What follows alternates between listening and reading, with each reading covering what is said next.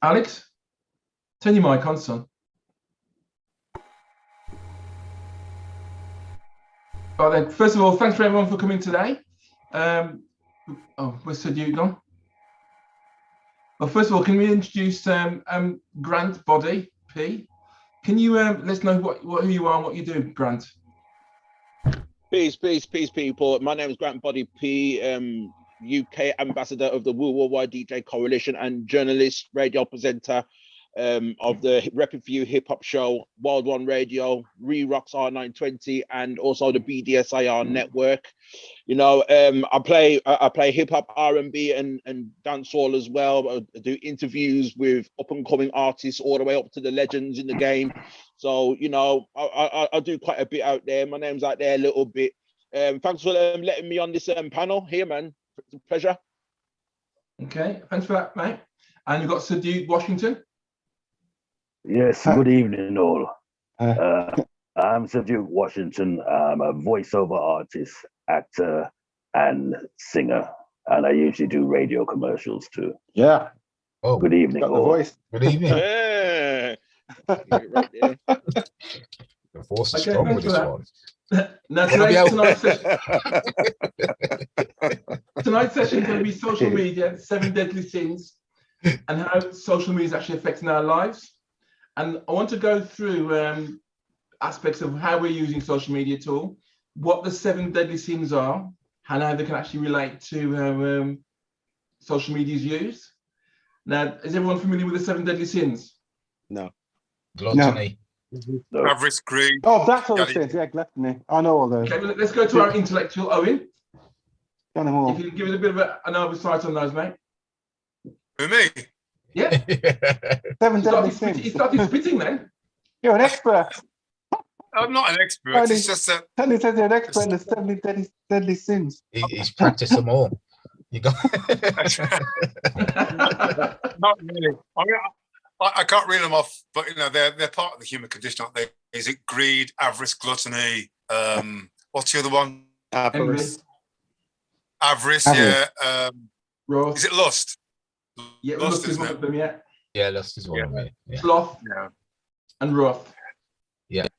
Pride, greed, lust, envy, gluttony, wrath, and sloth. Yeah.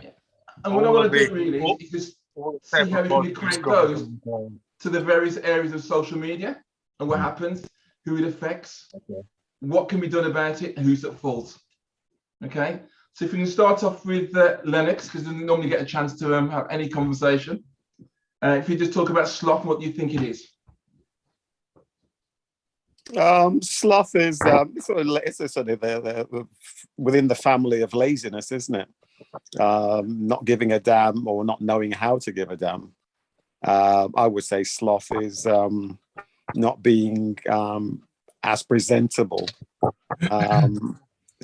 Personal hygiene, circumstances that you live in, not doing enough to look after yourself, I'd imagine, or put your best foot forward. Okay, and you think having too much of a good thing, and, the overweight thing, not looking after yourself, not caring. Okay, anyone else want to comment on that? Hey, where are you? Sorry, I mean, that's my son. I mean, stuff can be, you can really extrapolate from that as well, can't you? Because it is akin to laziness, but it's just to use it the everyday term. You can also interpret it as not giving a damn, not thinking beyond, your nose. In its character and its essence is quite myopic in the way.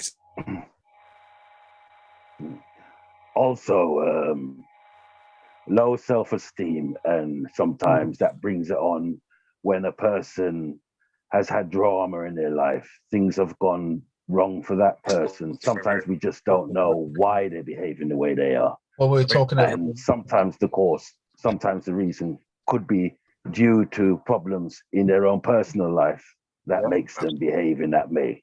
A perfect example what we were discussing earlier was actually Paul Plummer. That's a good example of it, to be honest with you. Yeah. Don't mention names now. Don't mention names. Oh well, But yeah, okay. Oh, Yeah, oh, yeah, okay. it- But that's Mm. I agree with. Oh, sorry. Go ahead. Sorry.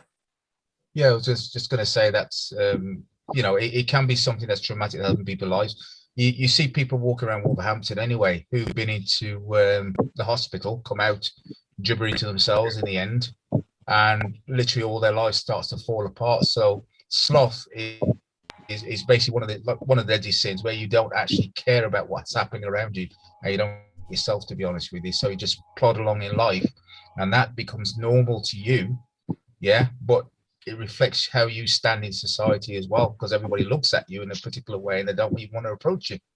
You see, so that's part of sloth. You've lost the plot, to be honest, at that point.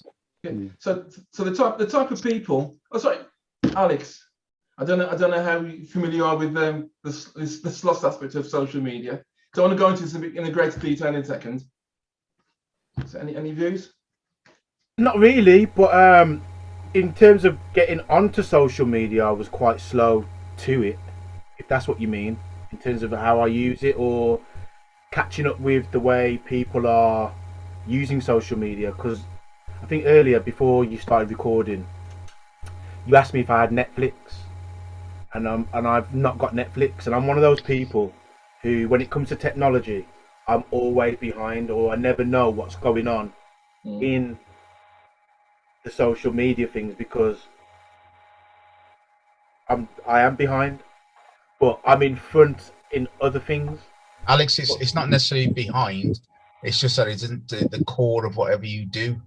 So sometimes you might just have to tap into it to keep up with other people, but it doesn't mean that you're behind. It's just that it's not necessarily part of your core things that you do. Yeah, because Alan, for real, because if I bought Netflix, it'll be a waste for me because of what I do in my everyday life. However, the people that are in my social network or my friends, like, you know, the Grant Body P's of the world and the Dukes or whatnot, and people around me, they've all got Netflix. So when they're saying they're watching this, they're watching that, I don't know what they're watching. I don't know. So, I don't think there's a connection with sloth and technology on the level that you're talking about there, Alex. Sloth is more to do with low self-image, living to excess without looking at the consequences of. I don't know, because I've always looked at that word as lazy as well. Well, yeah.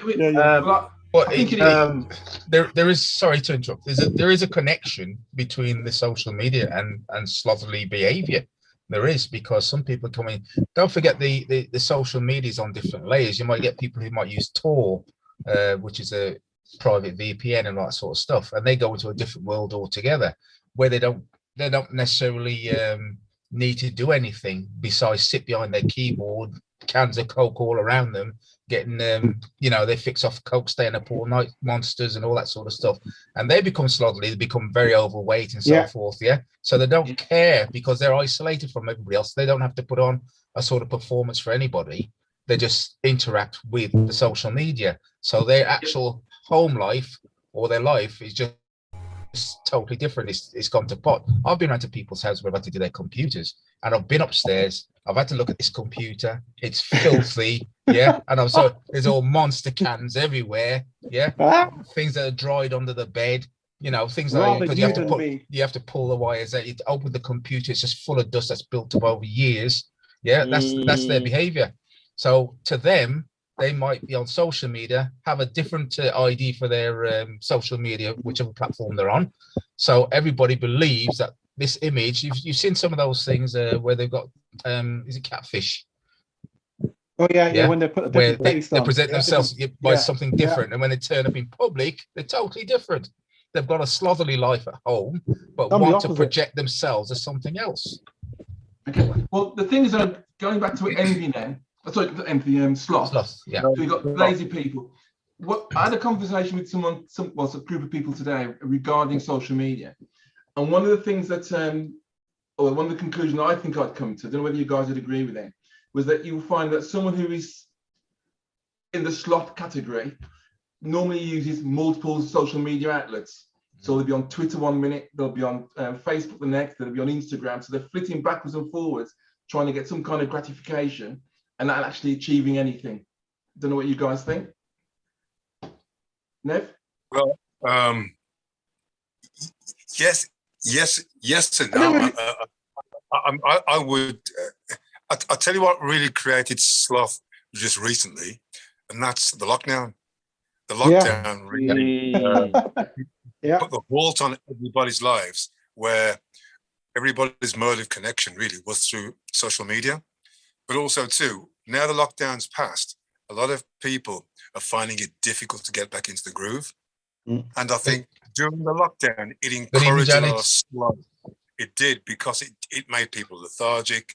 We were pent up in our homes like battery hens, and we weren't allowed to do anything by law because you couldn't go anywhere. And those people that were naturally of a slothful manner or way of thinking, they must have been in seventh heaven, you know. But I do think sloth as well extends to an emotional expression too, because you can be slothful emotionally as well, can't you? Yeah. The other thing was though, Owen, the other, sorry to interrupt you. The other thing was the actual lockdown regenerated a lot of people, because some people were desperate to make money, so they use the social media as a means to do it. TikTok, for instance, there's all these people on TikTok. Can we just start on this, leave on the stuff for a bit, because we'll get to that in a sec.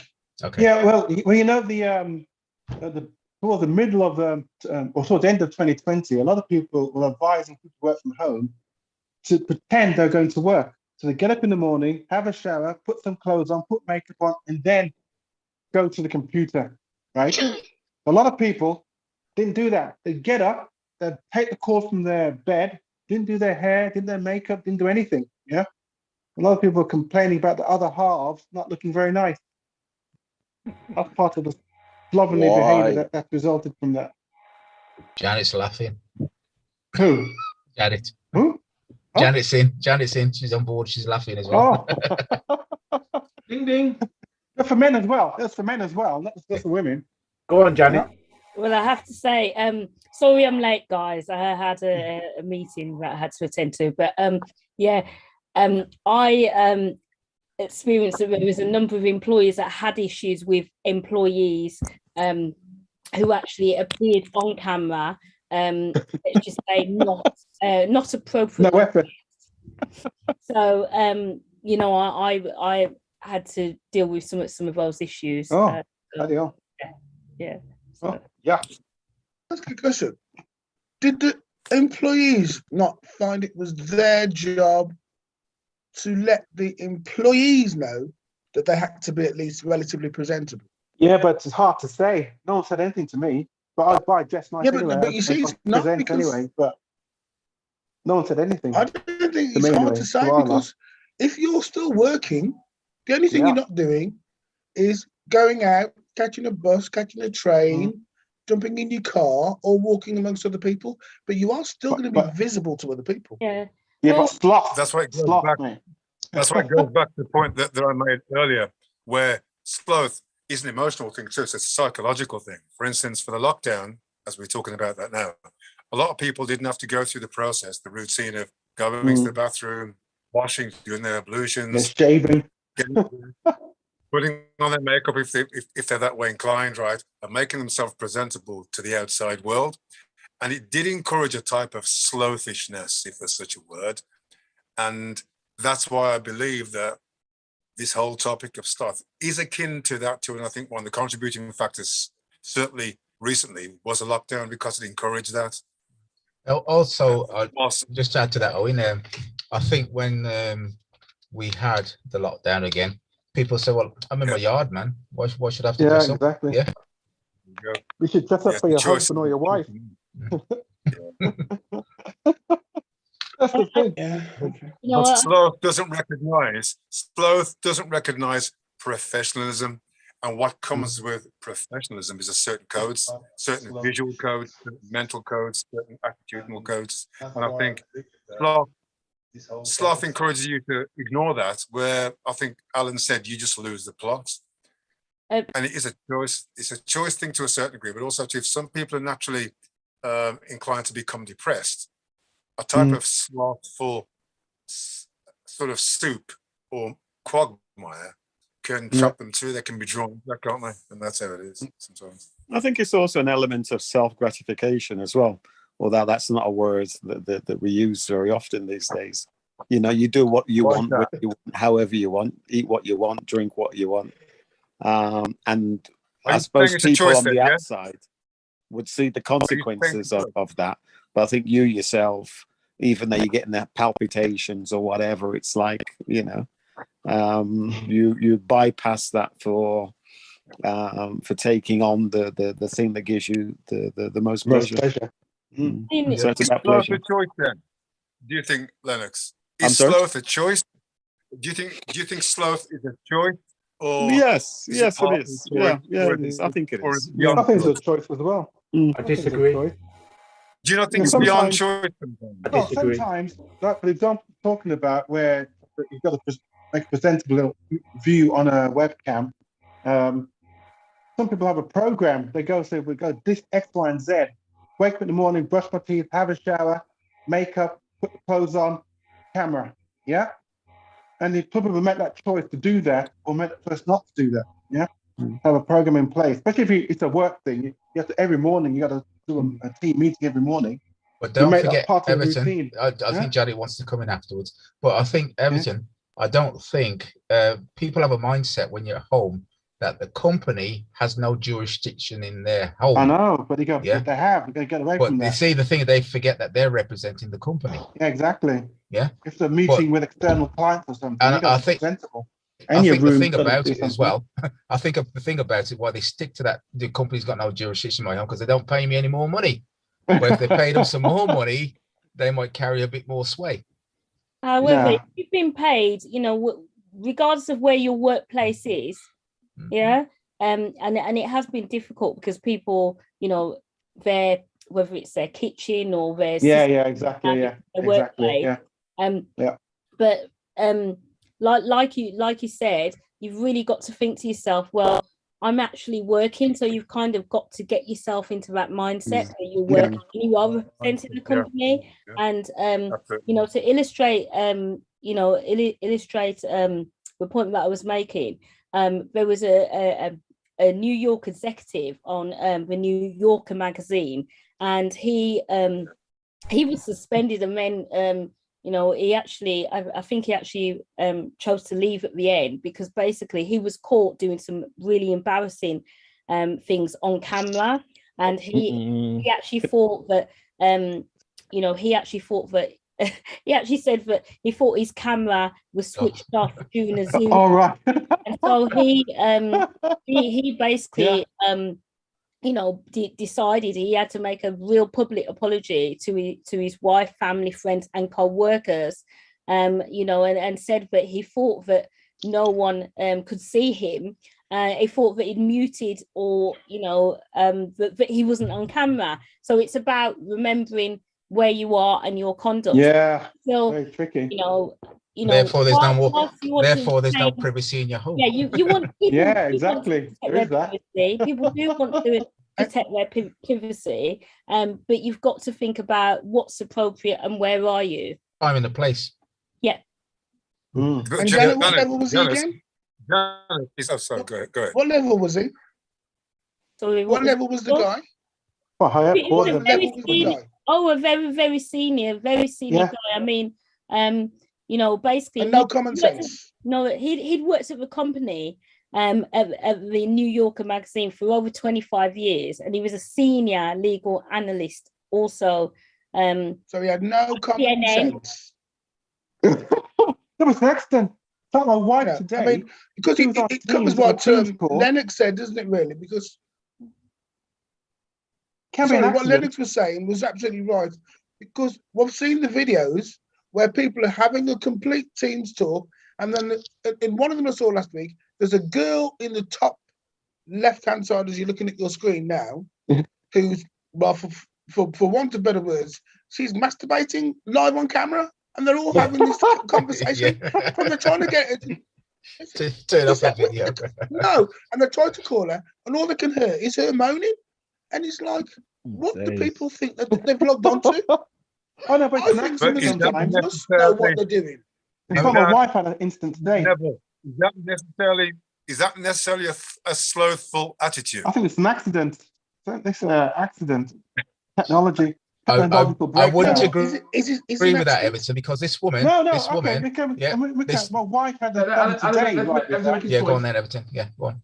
It's the exact same thing. She's on a computer, and she must have started a Teams meeting and forgot about it. Then she was talking about something to me afterwards, right? Yeah. And I said, "What's that talking I can hear?" Yeah, talking like what? It wasn't my phone. I thought I left my phone on in the meeting. And what is it? It was a bloody laptop. She was in a Teams meeting and it wasn't on mute.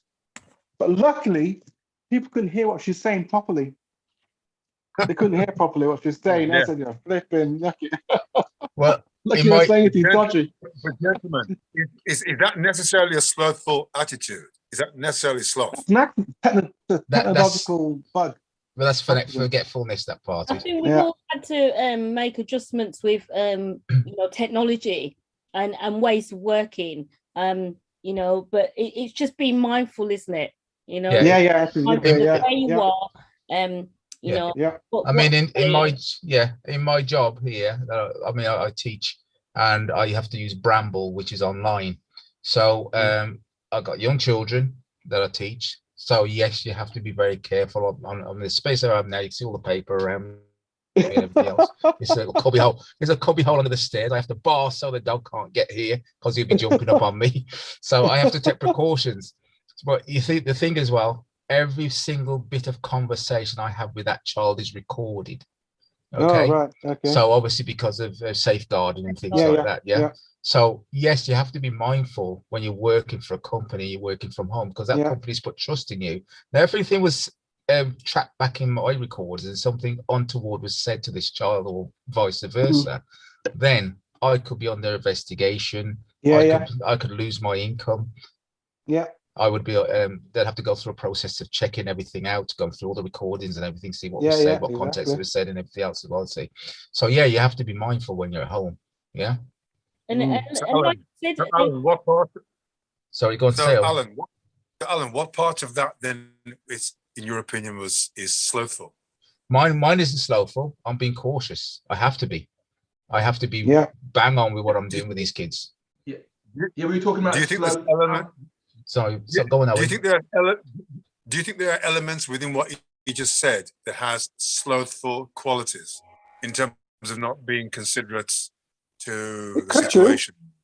I have to be considerate. It might be actually other members of your family might be slothful when you're doing your job, because I can have the kids constantly come down here, open the fridge or whatever, not thinking, and I've already told them I've got an online meeting now. I can't have people interrupted. Well, they'll still come down, not thinking. So they're not thinking of what I'm actually doing, or they might have thought of it when I said it at first, but then after that it sort of goes out of their mind. Then somebody might let the dog out the other room and he starts coming in. So that is not on I've got no control over that at that period of time, but I've already made them aware what's going on. But because of their they're lazy. Are they lazy then in terms of not being on having a sense of occasion whereby you're in a Zoom meeting and them not recognizing the fact the importance of it, because they think I'm just talking to people in general, but they don't realize it's my job. Okay. Alex, have you gleaned any more from being slothful on this? No. Agree though, Alex. You didn't agree. You didn't agree for some reason. You said you didn't agree. You said you didn't agree for some reason. Oh, the point's gone now. But I do think, forgetfulness and they don't inhabit the same kind of qualities to me. And I think when you were saying, I think Owen was saying, I can't get. But the point that I was going to make was, when it comes to the lockdown part of things, and it's made us kind of lazy, you can get into a new habit. So when I was saying I disagree, it's that habit can be hard to break because you've gone into a new habit. So it's not necessarily a choice. It's something, sloth is not always a choice. Being a sloth is not always a choice. I think Because if a I habit think it is is. just It takes effort. if a habit's It takes formed onto effort you, not to be. it's hard to, especially if it's programmed into you. well, can I say something to With that, no Alex? fault of your own, Yeah. it's hard to break. So how is I think if you got into a habit like Yeah. that, it's also the dynamics of what you live. You're either living on your own, which you Yeah. can get into a habit, it's hard to break. But if you've got a dynamic of people around you, your family and everything else, that habit might not arise. Yeah. Or somebody might notice that habit and say something to you within the Yeah, family. exactly. Yeah. But if you're on It your takes own, effort. on your own, that's more likely to develop if you're on your own. Yeah, I see what Alex is referring to actually. Yeah. It's just a sort of having a good work ethic. We've all, as I say, we've all gone through lockdown. If you've got reason to get out of bed in the morning and somewhere to be, Routine. then routine. Yeah. And if you haven't got routine, then the trip to the barber slips. I know through lockdown. I mean, usually I do the barber thing once every couple of weeks, but then during lockdown weren't going anywhere, so the barber thing was once a month, once every 6 weeks. Because what's the purpose? Well, there were a lot of memes going around about the barbers, the lockdown haircut, where people. No, I used to go around my man's house. I would go around his yard. I mean, rather than that was me as well. Shop weren't open. Yeah. But So of you course, guys, you weren't breaking the lockdown, of course. You yeah. Call Boris. Call Boris. Yeah, I didn't know. But it's all of that presentation thing, isn't it? There's only so much you can take. You go, rather than exactly. as a grooming thing, rather than doing it fortnightly, let's do it a month. Let's do it 6 weeks. But you need it. But you're not going. So Neil Ferguson. Yeah. Neil Ferguson couldn't stay away from that We woman. all dislike routine, but if you take routine away, right, it does encourage a bit of slothfulness, doesn't it? Yeah. Really? 'Cause To be fair, And that's why it takes effort to You want to resist put a point here, it. It Grant? takes effort. I think, of the sins, I don't think it's one of the most dangerous ones. There was a point that Alan raised, which I thought was quite interesting, which was when people are put into a mental hospital and come out, they seem worse. Yeah. Which is quite interesting. It's like, so what are they doing to them? Are they just pumping them up with medications? It's making them like that. Yeah. Are they over medicated? I don't know what anybody else thinks, but no, I think there's a difference between being institutionalized and being medicated. You see, if you prison is, I suppose, the same as like a mental health thing, or the army for that matter. Yeah. If you're in an institution and you're getting all your meals provided at a set time, Clothes, and then you're thrown housing. into a real life situation, then there's a lot of people, they say, that are homeless. They're ex-forces. Yeah. Because they're people are used to having things managed for them, and then suddenly when you're on your own, you can't cope. Well, I go back, with the mental health earlier, which Everton. Oh, sorry, go ahead. Sorry. With the mental health situation, there is some people that are abused in the mental health care, being overly pumped with medication. But then you got to remember there's other people as well that are individuals that cope with the medication differently. So some medication is to stable your mind so you don't want to feel like you want to commit suicide, and they want to put you back into society where you don't have these kind of thoughts, so they want to put you stable, but it makes you look like a zombie, or just to stabilize you so you don't feel like you want to commit certain things. Yeah, I remember sort of a couple of years ago when I was studying, I couldn't get the book I wanted at the Wolverhampton Uni, and they had it up at the library at the New Cross Hospital. So I went up there. I had a little bit of time, so you're running through the books, and there was a book that I picked up on how they designed medication for mental health. It's way beyond me. I mean, how you? I tried reading. I read a couple of chapters, but it sort of stretched me mentally. I just didn't have the capacity to fully understand how you can produce a bunch of compounds to work with changing somebody's mental behavior. When you speak to people, ultimately what they're doing is sending them to sleep, or it's like a barbiturate, or it's waking them up like a what's the other one? What's the other drug that stimulant? It's like a stimulant. Yeah, stimulant. Yeah, what's this name for it? Speed. Yeah. Speed, Yeah. What they call that? Yeah. So it's one thing or the other. Amphetamine. And amphetamine. Yeah. Well done. Yeah. So it's either barbiturate or an amphetamine. So you're either slowing somebody down or picking somebody up. But how you develop compounds to change somebody's behavior, I couldn't. I just don't have to.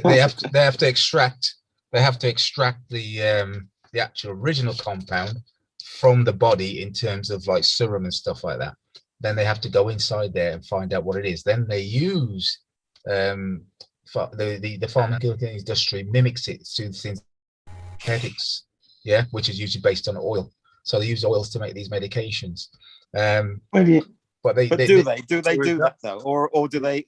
Is it if you look at sort of the epidemic that's gone through the States over the last bunch of years? When I speak to if you go back, what they're on is they're on crack.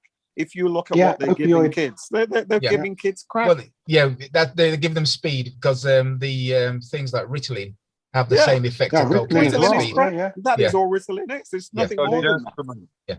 Yeah. But what they generally do in science is that you remember at school you did the lock and key theory of enzymes and stuff like that, yeah? No, not in my school. Oh no.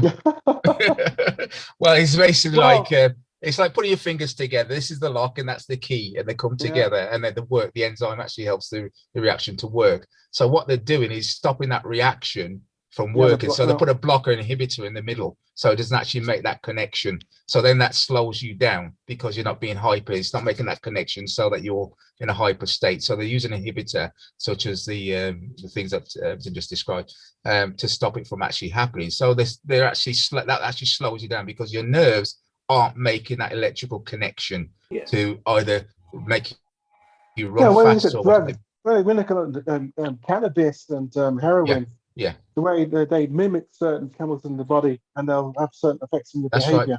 So look at the opioid epidemic that went on in America. I was going to mention. That's what I was saying. Yeah. But it's opioid. So when you're saying it's drugs. It's not.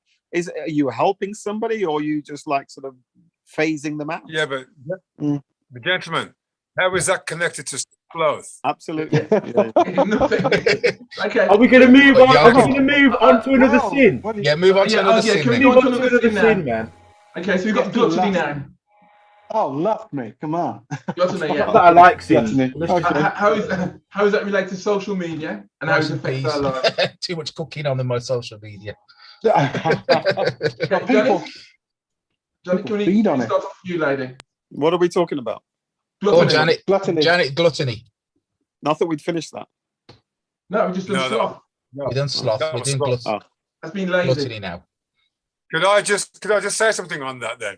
Go on. Gluttony, you can associate that with social media because, for instance, just with a brief reference to the lockdown, companies like Amazon, right, were raking it in, and and gluttony obviously is akin to greed, and they were raking it in, and of course, a lot of the companies too that are on social media are driven by greed. The whole it's predicated on making a profit by any means necessary. They're like this great big Hoover. They're hoovering up all the money, hoovering up all the wealth from subscribers. So yes, you can associate gluttony with not just the tenets of business, but also the platform of social media. Because remember, whereas businesses on the high street will close down, social media never sleeps. It's constantly, it's constantly eating everything all the time. It never switches off. So yes, when you see that, Owen, 2 seconds. Do you know it is gluttony and greed? The two separate things. There's two separate things. Yeah. But But when you look at the way that, for example, TikTok, watch my son, he's supposed to be working. He's done a 1 hour of TikTok, just clicking through TikTok videos non-stop. Well, Yeah? So it everything. sucks you in. Yeah, Yeah, well, gluttony obviously. It's like food. Gluttony. One at a time, guys. One at a time. Okay, Yeah. Well, Slow it gluttony. down. Not just Glut- food. slow Gluttony it down. is You also- one at a time. One at a time. Okay. Yeah. Let me You can say. feed your Let your everything mind. finish.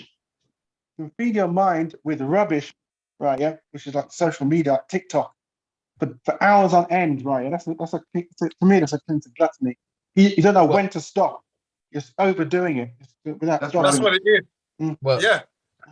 the other It's thing I was going to just say about, constant. I was going to say food, in terms of food, which is gluttony, right?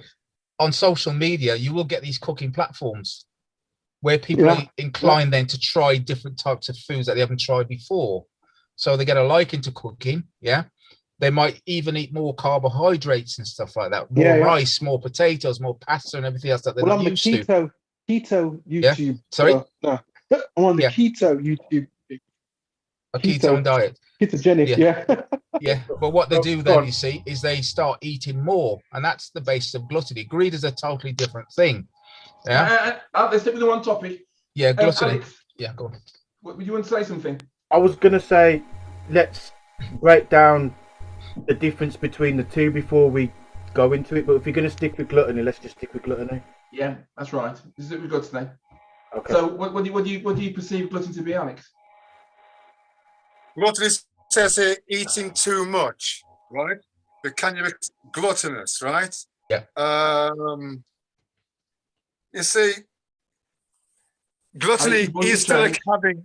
If you're a glutton for something, right? Yeah. You are living in to a certain degree a state of excess, and there is a certain degree of a lack of control, Yeah. and it can be akin to greed because it still accumulates, right? You But understand? I want to stick Yeah, with gluttony for now. Okay? Sorry? So basically, what you're saying there is that gluttony is an over excess. You're feeding it. You're accessing the internet all the time. You won't stop until you get sick Yeah. of it. There you go. So it is. You're greedy for that type of stuff all the time. It is. I think I you'll was find looking at some it of these- as though. I think you'll find that some of these terms, right, will cross over. Yeah. Tony. I agree. They'll have, They will cross they'll over. have like I a agree as well. extended meaning, you know. And gluttony and Because greed, maybe. I beg your pardon. Sorry, I didn't hear that. I was It was going to say, Everton. you are right, because gluttony, you can also talk about, for example, the energy companies Yeah. and their gluttony, how they want to extract as much money out of individuals as possible. Absolutely. It's unnecessary, but the government are allowing it to happen. So it's kind of a lot They're of them, for using example, gluttony, aren't they? Fiscal gluttony. a lot of them have put up their standing charges, and they say it's not because anything happened to the standing charges, it's because they're allowed to do so. So just because, as somebody mentioned earlier, just because you're allowed to do something doesn't mean that you should do it. So if you wanted to, as I say, switch off your gas or electricity for a few days and come back thinking you're still going to have a low charge, you're not, because you're being charged an extra 50 to 60%, whether it's on or not, whether you're using it. So that is gluttony. And everybody, unfortunately, has been doing. So gluttony is also, it's food. It's going on an all you can eat, all expenses paid holiday, and believing you've got to empty everything on the tables. So it's all this different stupidity. context. Different context. They're It all also different says context, but here, they're the same thing. If You I could just believe come you in there, paid for it, so you're going to have it all. it also says someone that has a great capacity for something, a great capacity again, right? Is being able to take on a vast volume of things. It's been and excessive. That's what I was going to say. It's been business, excessive. So is our aspect of the internet or the social media gluttonous? Yes, it is. Yeah, I think it is as well. Of course it is, yeah. It's doing something even if you don't want it. You just want to keep doing it. Yeah, well, the thing Even is, though though, you know you shouldn't. You just want it. Okay, but we can see this with people. You go out in the into a restaurant, and you got someone checking their social media every 5 minutes. That's gluttonous behaviour. Is that They can't gluttonous resist behaviour? it. Or is that I a bad think man? it's you're overdoing it. Does anybody does anybody remember a phrase Remember, all these by things are spiritual, remember? All these does things anybody- are spiritual, like, yeah? It's Yeah. not literal unto... I was going to say, does anybody remember a phrase used by Samuel L. Jackson in one of the films that he was doing? I remember he pulled up in the car and he looked at the guy and he got his wrist up, his watch, say, "TikTok, motherfucker." What we got now, TikTok all the time. Oh, yeah. Yeah. Time's ticking, yeah. So TikTok's there It to is waste having- your time. Yeah. It is having great capacity for something which is in excess of Yeah. a limitation. That's And right. I mean, I would contend that an element within gluttony too, although someone can be a glutton for punishment, there is an element of choice. Oh, there. yeah, yeah, yeah. To what stage does it become then out of control? When you have a lot of social media platforms for likes, Yeah, when you're and you want likes on every single platform. Yeah, when okay, your well, priorities that are can, damaged. that will move on to the next topic then. So what I'll do, I'll switch in that. Can we just talk about greed now? What greed is related to social media? The city, Sorry? the square mile in London. No, we relate to social Finance media. houses, the finance, yeah. And they've got on they got on there on the social medias, the Bitcoin. They've got all kinds of platforms to do with money, buying shares online and stuff like that, and actually playing the stock market. Yeah, social media, absolutely. Is that greed, though? No, it is greedy. If you haven't got enough of something and you want more of it, yeah, and you're not satisfied with what you actually got, then you get greedy. No, there's a difference between No, I don't aspiration know. and greed. Go on, Lennox. There's a difference between aspiration and greed. You Yeah, know, exactly. that I I think so as well. sort of fumble around the Bitcoin I agree with Alan. market with a aspiration 5-year can be one plan. thing, but it can lead to excess. It can lead to Yeah, greed. sure it can. But just as we said before, right? Yeah, if you agree build with up the Alan correct habit, yeah, and you're monitoring your time, some people do better than others, it shouldn't be a problem. If I want to buy shares, I don't spend all day looking at share prices and buying and selling every minute of the day, being distracted from my work or something. Yeah, that's what I'm doing. I have a set plan. I spend 8 hours a day working. I have 1 or 2 hours on looking at stock market, 1 or 2 hours looking at social media. So I try not to, by having a structure, I try not to let one thing damage another thing. Yeah. That's how you have to do it. Otherwise, if you don't do that, then it'll take over. Okay, I think the whole thing. Alan, can we just keep to one at a time, please? Yeah. I think we've got to Okay, raise, with we've got to greed. raise our hands. Yeah, if the discourse isn't going to be flowing, we'll Okay. have to stop I'm muting sorry. people. Sorry about that. Okay, In- if I could just say that, Go on. Tony, in the movie Wall Street, right? Alan Gecko, the main character, said, "Greed is good." Good. So I put it out there. Is greed good? No, okay. What? Okay then. When it's controlled, it's So in good. regards to greed in social media, then, what type of characteristics Yeah, that's does what a I'm trying to person say. have that is greedy? But that's what I'm trying to say. In the framework of what you're saying about social media, is greed good? Does it encourage greed? Yes. Very much so. Yes. Yes. When you've got, like, for example, on Facebook, you get a lot of ads in your news feed, and sometimes you don't necessarily want something, but you're gonna have it because the price is there. So, and I'm guilty of it. You know, there's things in the news feed that pop up. It's like, oh, those trainers are like £15, but would have been 45. Do I need a new pair of trainers? No, but I need them because they're now £15 and not 95. So I'm gonna have that. And then while I'm in the mood of shopping, something else comes up. And then say if Grant Body, because me and Grant Body P, we're on, I see his posts all the time, and he might be saying, yo, these new pair of headphones I'm using for radio. I'm like, yeah, but I've got headphones. But Grant Body P says these headphones are good, so I might get greedy and get them as well. Which, you know, And Why then when you- you've got do I yourself necessarily into need trouble, it? No, yeah, but it's and but you're it's, complaining to but me. it's greedy. When you've got yourself into trouble and you're complaining to me, and I would say to you, well, look, you know, everything, you're just a glutton for punishment. Because what you're doing is you're putting yourself back in the situation again based on your greed. I'm just giving an example.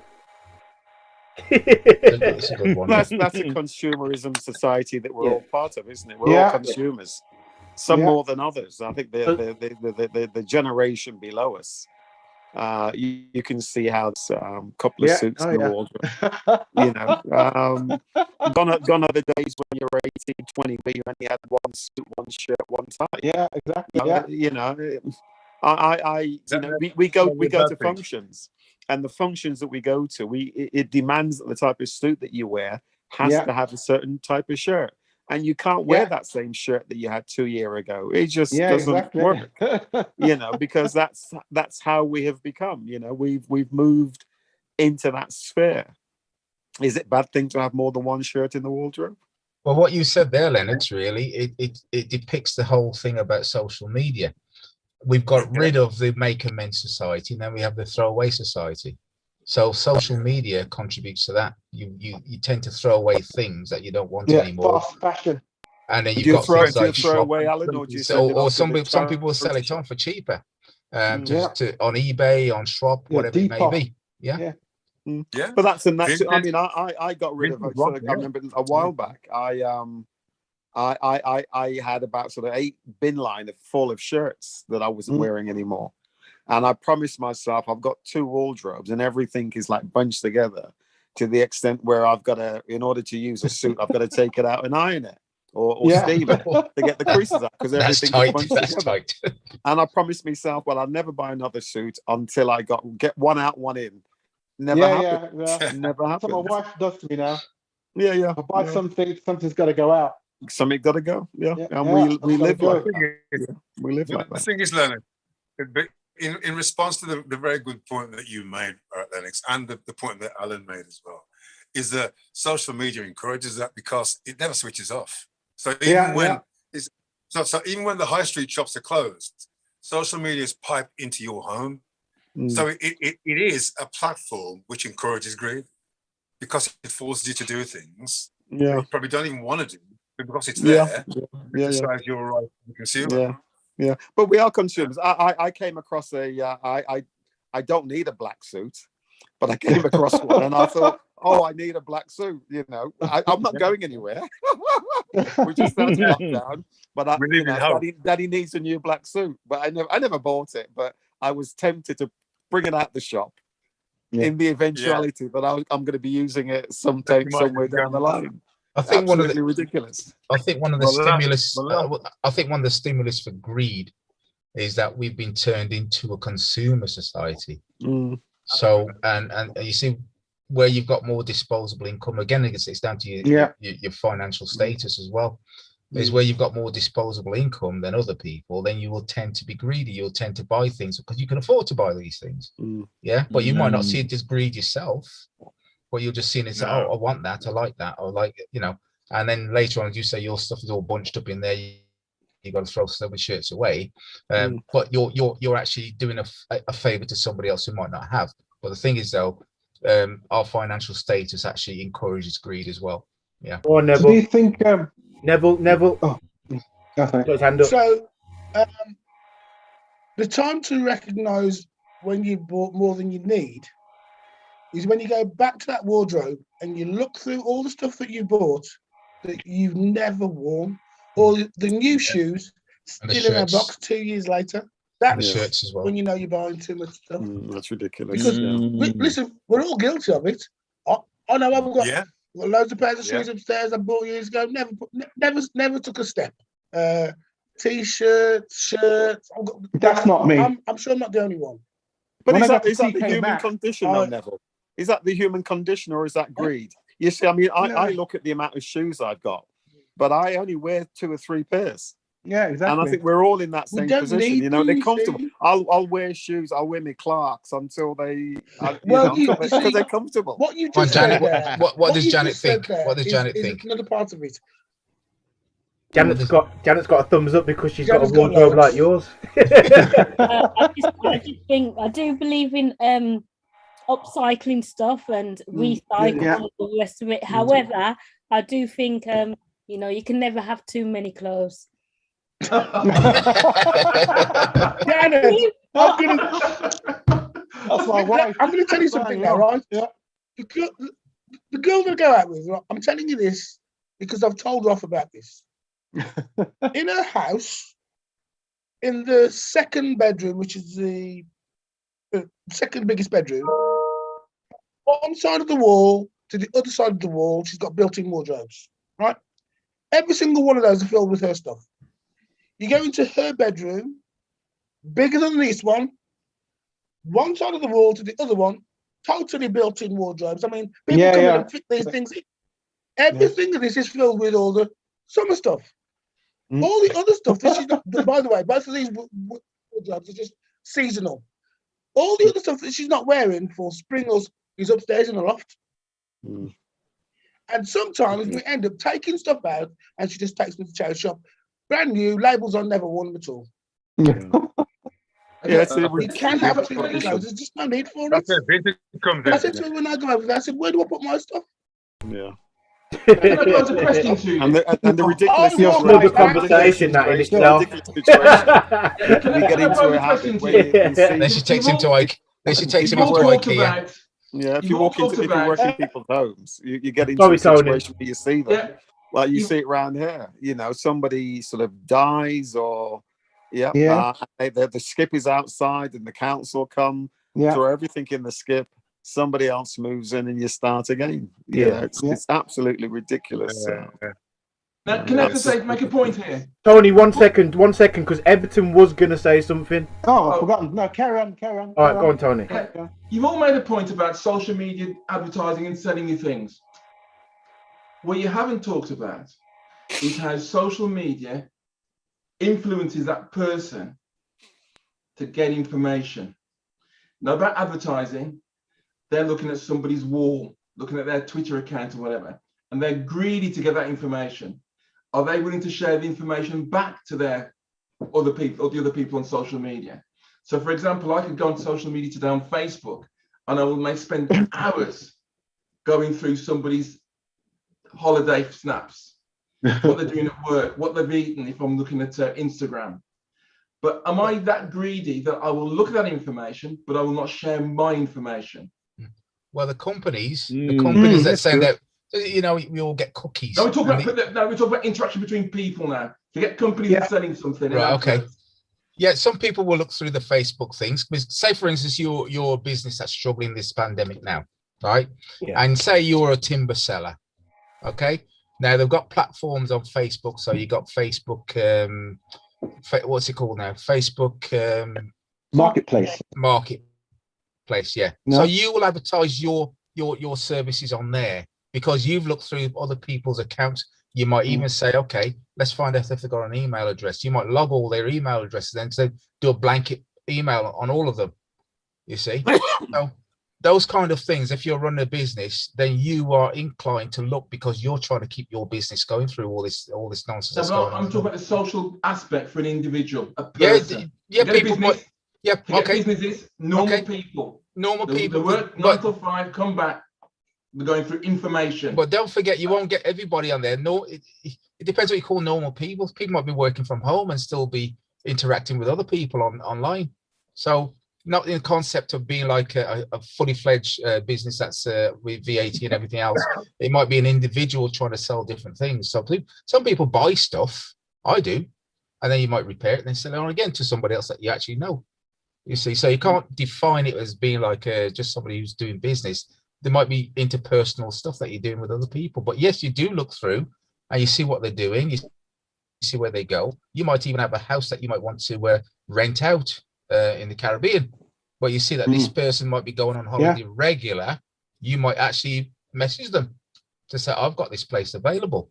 And that person might know 5 other people. So you've actually, increased your income or whatever it may be through renting. And that's actually communicating from one person to another. Okay, then is that the norm? It's not the norm. I wouldn't say it's the norm. Is that general? The majority of people won't be doing that. It'll be the minority of people doing that. I'm talking maybe, general population. When we're not interested in the business ones. We know what that's going to happen there. Okay, Tony, give an example. Give an example. I'm just saying, Joe blogs, like you, for example, yeah, or even Janet or Grant. They want to go on, call it for another word, nosy. You want to look at what your friends doing. Well, don't forget. Don't forget, some people will look at. I'm parking businesses. I'm not interested in businesses. Okay, but some people might have. We're going through pictures now. We're going through their pictures, seeing what they're doing. Yeah. That's right. Yeah. Okay, go on, carry on. Okay, but you're interested in what they're doing, but you're not sharing your information. That is greed. Because it's on privacy. Is it? No, it may not be on private. Someone may look at yours, but they don't share information. So you've got people who actually go and they don't comment, but they look through and they just greed to see what other people's doing. And the classic one could be exes. So what? That's greed. I think that's just selfish. It's either selfishness or just. I don't think it's greed. No, that's greedy. All they want is information. They want to get information off somebody else. They're not going to sell it to anybody, but they're interested in having that information. No, I don't agree. I don't agree. I'm with Everton. Because what it is, remember, right? Yeah, what these Google and Facebook are selling, they're using your behavior to what you're looking at, how you scanning or going through different people's information, different photos you're looking at, who you're looking at, and they're trying to work out and build models to try and sell you stuff at the end of it. Well, I sell you well, not just Everton and funnel Everton, it. Yeah. Everton, not necessarily just selling stuff, because I'll get back to that part about. Well, advertising. No. Remember what Facebook does? Yeah. You may know this person.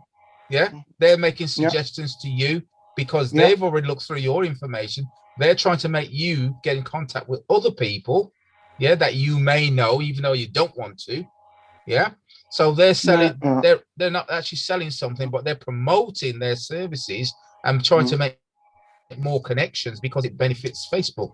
Not necessarily benefits you. There might be somebody there that you despised at school and you don't want to really contact them, so you'll choose not to. I think my point is, I understand it. But my point is, right, that the very fact you are moving around on Instagram or Facebook or Twitter, whatever you click on, right? That's behavior which is then modeled to then predict to show you something next, right? But your behavior can actually. I agree with everything. I don't think it's right. See, Tony's not being selfish. Yeah. So Tony's model would suggest that everybody's information should be free and easy, and we can all link into other people. There was such a thing way back as privacy. I mean, I don't have a Facebook account, and I never will have a Facebook account. I don't want to read your stuff on Facebook. Why would I? I have no interest in what you're doing. But I tell you who does have interest in what you're doing, and that's the old bill and stuff. So the caption, there are people reading where you are. Very good. Those gang members, right? They should get off Facebook. Why would you put your stuff on your? Why would you put your life on? Well, Lennox, what you just said there. What you just said there, because I always say, we never put any pictures of our kids on there anymore. Yeah, because same here. The facial recognition software that has been built up over time through the social medias. Google sharing, and they turned it off. And basically they're sharing it with the police and everybody else. So facial recognition software, they know your child from a baby to literally to an adult because they've taken all this facial recognition software and put it in place so that they can recognize your child's features as they change, as they grow up. So therefore the police will go to that. I remember when my son, when he was younger, he went to the police station in Wellington. And they have this thing that they come to the school and bring you to show you around the police cells and stuff like that. And then they gave the kids a sort of copy of their fingerprint. I went back to the station without the teachers now and said, I want the original. Absolutely. Yeah. Because they're trying to put your child covertly on their register. Yeah. And that's how. And look, that's. Go on. Listen, can I just say this is moving slightly off target. It is, yeah. But another thing that occurred recently, which I don't know how many people have been involved in this, but has anybody done the tests and sent your swabs into the hospitals? Nope. Swab for what? No. PCR test. COVID-19 test. Yeah. I have done it. Yeah. Yes. No. Yeah, I have. Me. Yeah. One thing that came, I thought about the other day. Everton's compliant. Listen to this. off those swabs, Your they DNA. could be keeping a record of Yeah. our DNA. Yeah, that's exactly what they do. It's gathering information Oh, about you. snap. And like Tony Yeah, says, yeah, like Tony says, they're not going to share stuff with you. They're going to want your information. Yeah, but they're not going to share Yeah. anything back with you. yeah.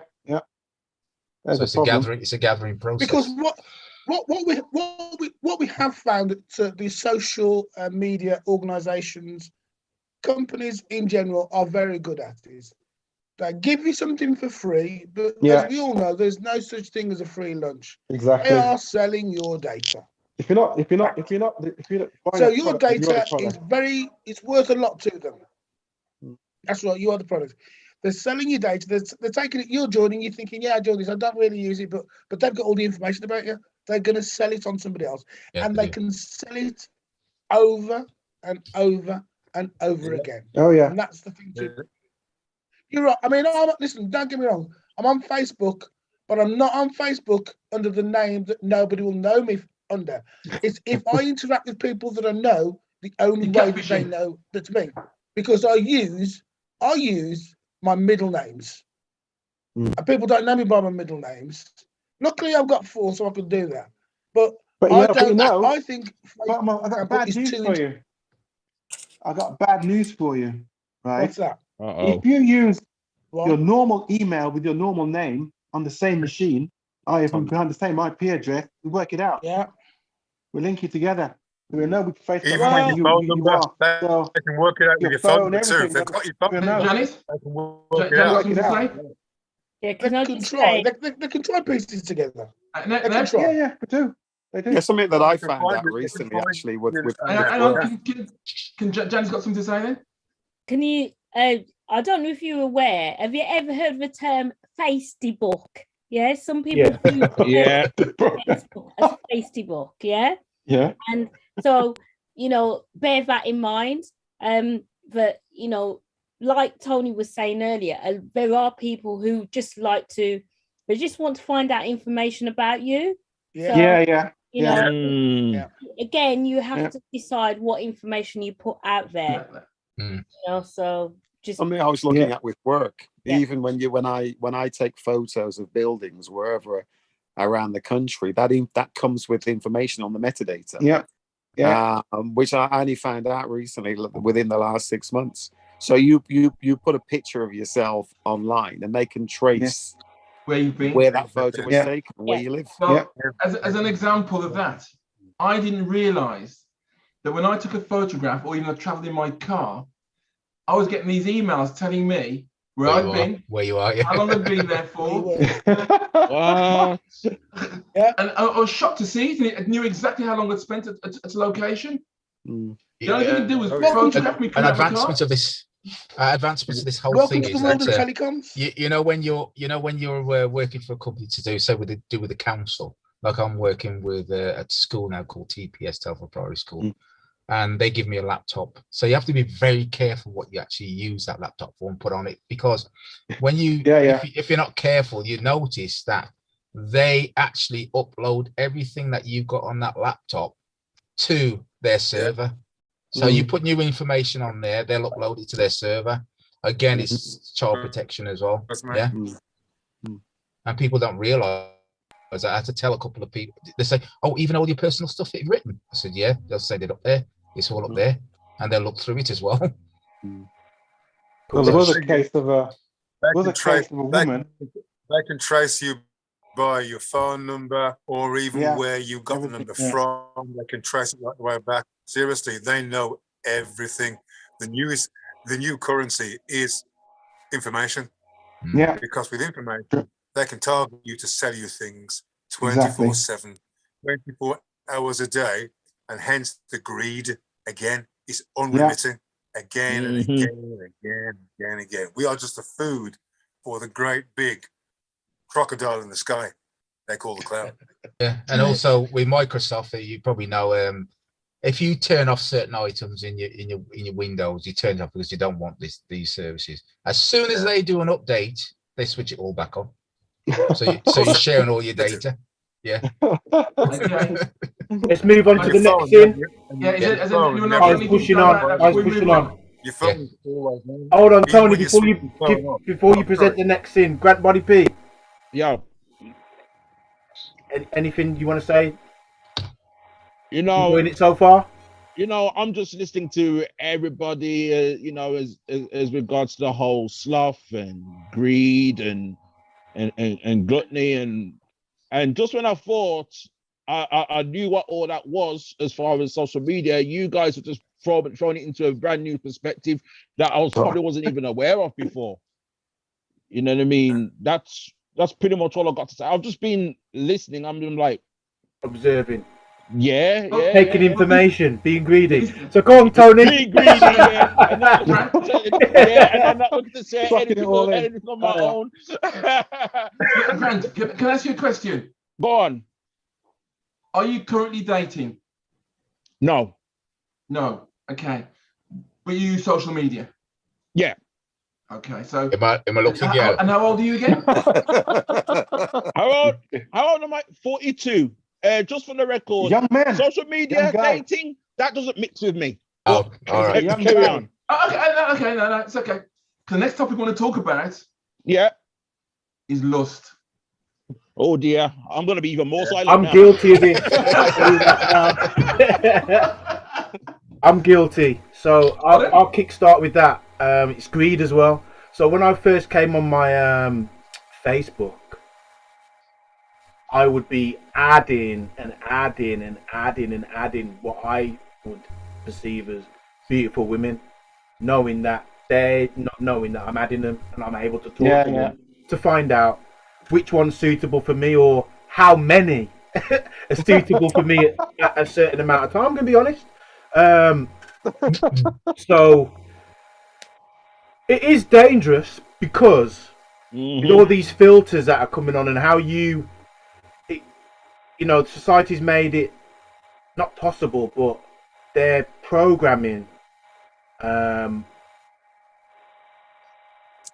vulnerable women to look a certain way, and some guys like that certain look, and there appears to be not hundreds, not thousands, but millions of women that look this way, and I've been catfished. Yeah, but even if it's not, why? Even let's just take the catfish out for a second. There are some beautiful women in this world, and social media has made it better for us to see these beautiful people now, whereas before all you had was nightclubs. You'd bump into someone and you don't know where they live. You know what I mean? Or you'd have to write letters or use the phone and whatnot. Now you can just directly talk to people, and you can talk to as many as you want. So yes, you can. It's even if you're in a relationship, it can be very dangerous to talk to somebody who looks pleasing to your eye. Yeah, it's called flirting. That's a form of cheating. No, it's cheating. Alan. Okay. Grant, do you use Instagram? I use Instagram. Yeah. I got What do you use Instagram for? Mainly networking. My whole thing. Women. Twitter, Facebook, Instagram. Let me speak. Go on. Yeah, my whole thing. Twitter, Instagram, and Facebook. For the most part, it's networking. As far as love, dating, and all that, I'm still very old school. By that I mean, I know people sometimes tell me, "Yo, try out Tinder or try out Plenty of Fish and all that," and I'll be like, "No, man, I'm not into them. I'm not into them things, man. Too many horror stories." Okay. And Alex, one thing I will say about the Instagram, though, you know what I mean? It's almost like I don't know if greed comes into it as far as like females showing off themselves on Instagram and getting people to add them and this, that, the third, and people be liking them, and then people go up in their DMs and start messaging them. Then they switch it and be like, oh, all these guys all up in my DMs and sending certain picture and everything. I don't want that. But my thing is, but you're putting yourself out there as this desirable figure. Yeah, exactly. Yeah. Okay. Is that? I mean, is that going to? Is that a combination of greed and love and gluttony all in one? I don't know. Can I ask the guys? Can I ask if there's a difference between female lust and male lust? Janet, this one's for you. I don't feel like I can comment actually. I'm listening to you guys. I'm learning from you guys. Do women lust then, Janet? Rephrase the question. Do women lust? There is a difference. I think women have got likes. Lust. I think we've all got likes. You know? No, it's not like. Like is a different thing. L-U-S-T. Like is at the far end. Lust is a tongue hanging out and maybe that's having maybe we've got the likes and you've got the lust. So, I think women have got lust because you find today in society women are actually more forward. They're becoming more empowered, and that's down to the basic fact that they Which woman more forward? They are. I tell you, you'd be surprised. What do you mean? What do you mean exactly by being more forward? More forward. I'll explain to you more forward in terms of, you know, when men used to be chivalrous and women expected men to they did expect men to basically do the dance and pursue them basically. But now you got women pursuing men. So they are more forward than they were in our generation. We know that. But is that lust though? Is that lust? Women are lustful. Yes, they are. Because I'll give you an example. I'll give you an example now, right? I was having a chat with some year 11 students, right? And we're talking about Valentine's Day and getting burned, right? And this one guy, he went red in the face. He went red in the face. And I was going through the situation. I take it then that what she did was accepted your Valentine's invitation. You bought her the gift, yeah. And after that, she dumped you. And he went red in the face and he started explaining, yeah, that's exactly what happened. And some of the other guys said, yeah, that's what happened. Because they are lustful, but they're lustful in a way that they want something material out of it. So even if it's an appearance of being lustful, of going after different men, they want something material out of it. And as soon as they got these things out of the guys, they dump them. Simple as that. Is that lust though? Is that lust? Exactly. No, that's not That's not lustful. That's not or vice versa. Hang a second. Or vice versa. No, Neville, go on. Neville, what you got to say? There is one. I've got one piece of well, it's probably helpful to you, Alex. Grant, you obviously don't use Everton. I don't know if you do this. Yeah, you don't use them anymore. But if you are going and clicking these women, right? Used to. Come on, we're on a live now. I never. All right, okay. Used to. The times have changed so much. Before, when we used to look at a woman, we knew it was a woman. Nowadays, look at a woman, and all of a sudden, let him finish. This is the question. This is the prenup question before you go into anything. You need to ask these questions. Write this down, right? It goes like this: do you have now, or have you ever owned your own penis? That is the question. Because some of them, that's not on my mind when I'm looking. It's not on my mind to ask that question. No. Neville, it sounds like okay. Neville's given us some insight into what's happened to him. Janet, we can show you pictures, we can show you films. I'm telling you, they're all out there. You think, oh, she looks, oh my God, and then the voice comes in, he's deeper than yours. So what the hell's going on here? Okay, I was having this conversation with Tony the other day, so I'm going to answer that question to you, Neville, because, and I don't want to get sued or have a lot of people come in and saying, oh, I'm homophobic, this or that, but I've always looked at me as a person, a human being. Let me start from here. Me as a person and a human being, and a spiritual person. If I'm looking at the opposite sex or what I feel is the opposite sex, I 100% know if it's a man or a woman or a man trying to be a woman. Now, let me say this. The reason why I say this is because I'm going to give you this analogy. And I said this to Tony the other day. Have you ever gone to your fridge, grabbed a bottle of milk, it appears to look good, but you open the lid and you smell it and it's off? Yes.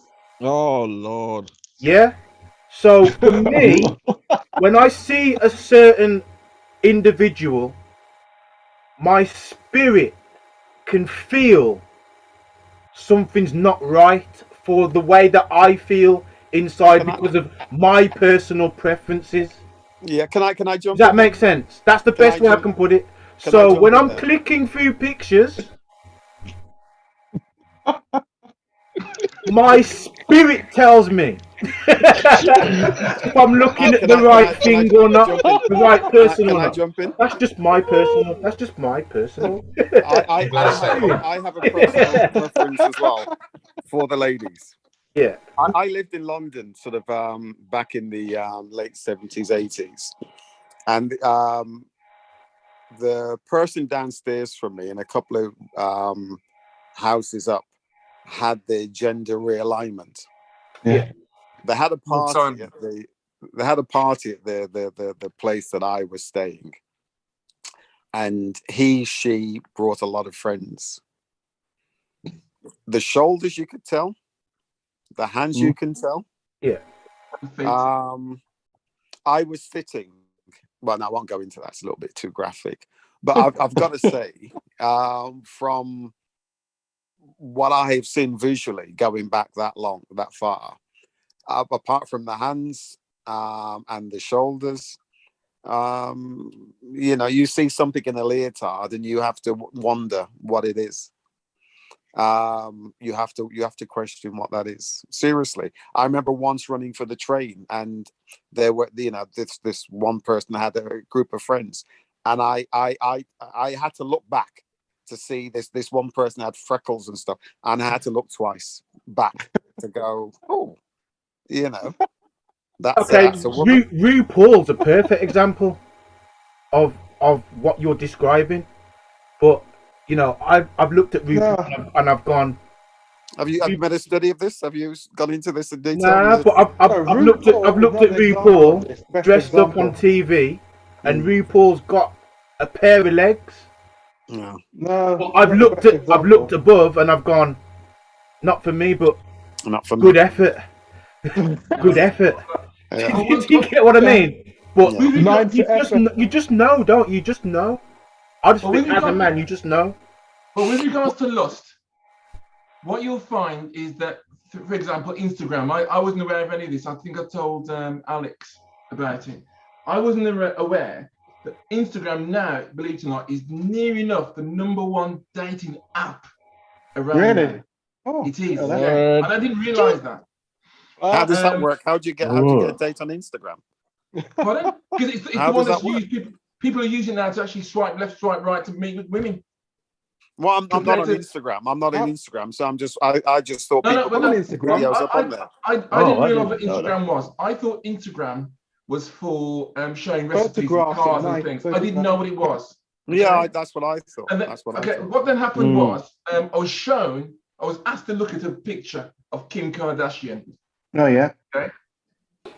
Kim Kardashian looks fine if you see her on TV and newspapers and everything else, but a lot of it is airbrushed, a lot of it is makeup, and men are attracted to her. Okay. The thing is, though, I then said, the guy who showed me, I said, do me a favor, just do a quick search on Google and type in Kim Kardashian makeup free. Now, the reason why I asked him to do that was he said, that's the woman or type of woman I want to settle down with. Yeah. And I looked at him and he had a heart attack. I said, you are serious? He said, yes. I said, do this Google for me. He then saw a photograph of her on a beach with spots and zits on her face and cellulite on her bottom in a bikini. And he had a shock then. I then said to him, what you've got to look at is that men are now looking at these things, these Instagram profiles, to find these women. And what you're being sold, is a lie. Yeah. Because it's not their real hair, it's not their real nails. Shocked off, isn't it? They haven't got photographs of their family on there, and they're doing those things for attention, which is a fact. Yeah. Doing it for attention. How many times? Let me stop you there. Let me stop you there. Yeah, go on. Because where you said the hair and the makeup and whatnot for attention, not all women. Let's be careful because not all. some women. Okay, I've been told now that some women have extensions because certain periods of the year when it's cold they don't want their hair to break, so they use it to protect their hair. Let's just be careful. As I said, I'm not saying all women. I was trying to put a framework in place. Yeah, in terms of and I said there's no pictures of their family on there. There's photographs of them pouting, bikini shots, and everything else. Yeah. If someone is doing on Instagram and they are seeking attention, I think Grant mentioned earlier about DMs. Is that right, Grant? Yeah. Yeah. I wasn't aware of DMs were until last Christmas, and it's direct messages. Yeah. Yeah, direct messages, and they are getting those messages from other men. They've got no man. But in our day, Tony, it used to be Dr. Martens. Used to what? Dr. Martens, shoes. That's right. We're not dealing with the subject. We're not dealing with the subject of lust, though. We're not. Yeah, I'm getting to that I think point. you are. I'm getting to that Men point. have seen these I'm pictures of trying to women, explain what men are and doing. they're getting Men are looking at those Instagram pictures. It's lustful. The women are projecting that image to get lusted for. They're doing it for attention. If they've got modeling contracts or they've got a business, you know something, that's fair enough. We can't say anything about that, can we? The modeling, they're making money from it, as in modeling, proper modeling, not this porn stuff. Can I ask you something? Tony, can I ask you something? Can I ask you something? When's the last time you looked at pornography? I don't do it. When's the last time? I'm looking at your eyes. I've got to say 7. I didn't do anything for. I've got to say 7 or 8 years. Years ago, I went to. No, just answer the question. When's the last time? I'm explaining. You don't have to answer. 7 or 8 years ago, I went to set up an adult website. I actually went to do one. So that's the only time, because I looked at it to actually find out how other people are doing it from a marketing perspective. If you're talking about it for gratification, it ain't my thing. No. So the subject was lust. And looking at the stats, there's more pornography being used now than ever at any time within the world's history. I'm not disputing any of that. Okay, so if we look at lust and we look at the use of porn within society, I'm just wondering.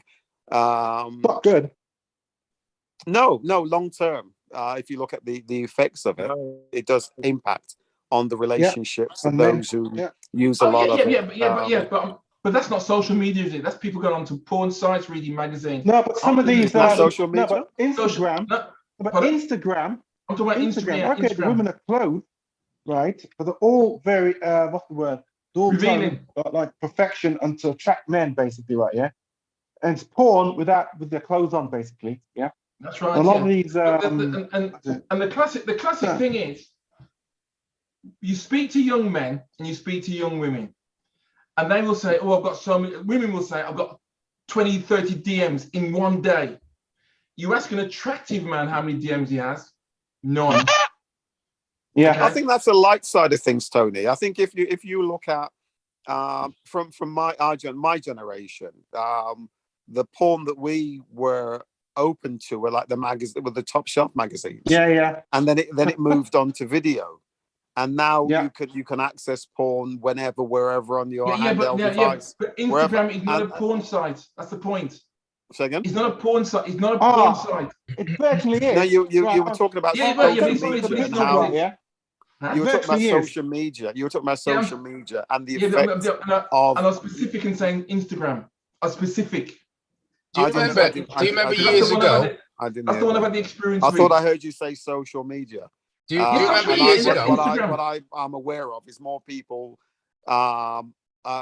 porn is open more to people on social media than it ever was from when we were kids. You had to sort of go and get a magazine or knew somebody who knew somebody that had those publications. Now it's a touch of a button, and you're a consumer. I mean, no, I'm not Tony, talking I know about- where you're getting. Tony, I know where you're getting at. With Lennox, because you said Instagram, but just look at Lennox's perspective for a second, because you've given him the title 7 Deadly Sins, how it affects social media, and he's answering it for that. So he's right as well. So before but I don't think he's answering for social media. He's talking about you talking about porn sites. I'm talking about lust. I'm talking about lust. It's fine. But I defined it I put a framework around it. I said Instagram. I think. Can I? Can I say something? Go on, Everton. Oh, sorry. I'm sorry, but even YouTube is pornographic. We were talking about cooking videos earlier on, or even music videos. If you look it up now, you can find videos of women cooking in lingerie, making some recipe, and they're wearing lingerie. Yeah. Yeah. Okay. Double D. But it's and not hardcore. Playing classical music with virtually nothing on. Yeah. Same for. I'm looking at this picture. I won't even show it to you now. Right. It's a woman skipping. Right. Yeah. Right. Wearing gold lame pants. Right. Yeah. Right. Everton. And all of that is triggering, hitting that lust. Yeah. That's right. Yeah. And if you're a woman doing that, keep it up. Go on. Keep it Can I up. just say something? I think I'm going to let you lot continue with your conversation, man, because boy. Now, Janet, come on. Balance things out, Janet. Come on. Say something. I ain't got no balancing doing. No balancing. May I just? No, all I can say say something is in there's lots. I'm sure there's lots of men. You guys have made a point about that there are women out there, trying to make themselves look really attractive to men online. But I'm sure there's just as many men. There are men doing it too. There are men doing it. But, that's why we need your perspective, Janet. You see, because what you've got on Instagram, you see guys on there, and they're bare chested now, doing the flex or whatever. That's all there. The thing is, are we going to say? And to me, that's not pornographic. That's someone showing what the levels they can do on that platform, which is Instagram. That's not lust. But I thought the subject was lust. It is because they're still trying to attract. They're still trying to attract a female. I don't want to see it. No, I don't want to see it. I tell you, I'm not into it. I'm not into it at all. Are you saying, Tony? Yeah. What's at the heart of your question? Are you trying to connect lust with the way social media works? Is that what you're saying? With what? Way social Are you media trying works. to connect the issue of lust with social media? Yeah. That's right. Yeah, Is that nothing what you're else. I'm doing? not interested in porn sites. That's why I was very specific on Instagram.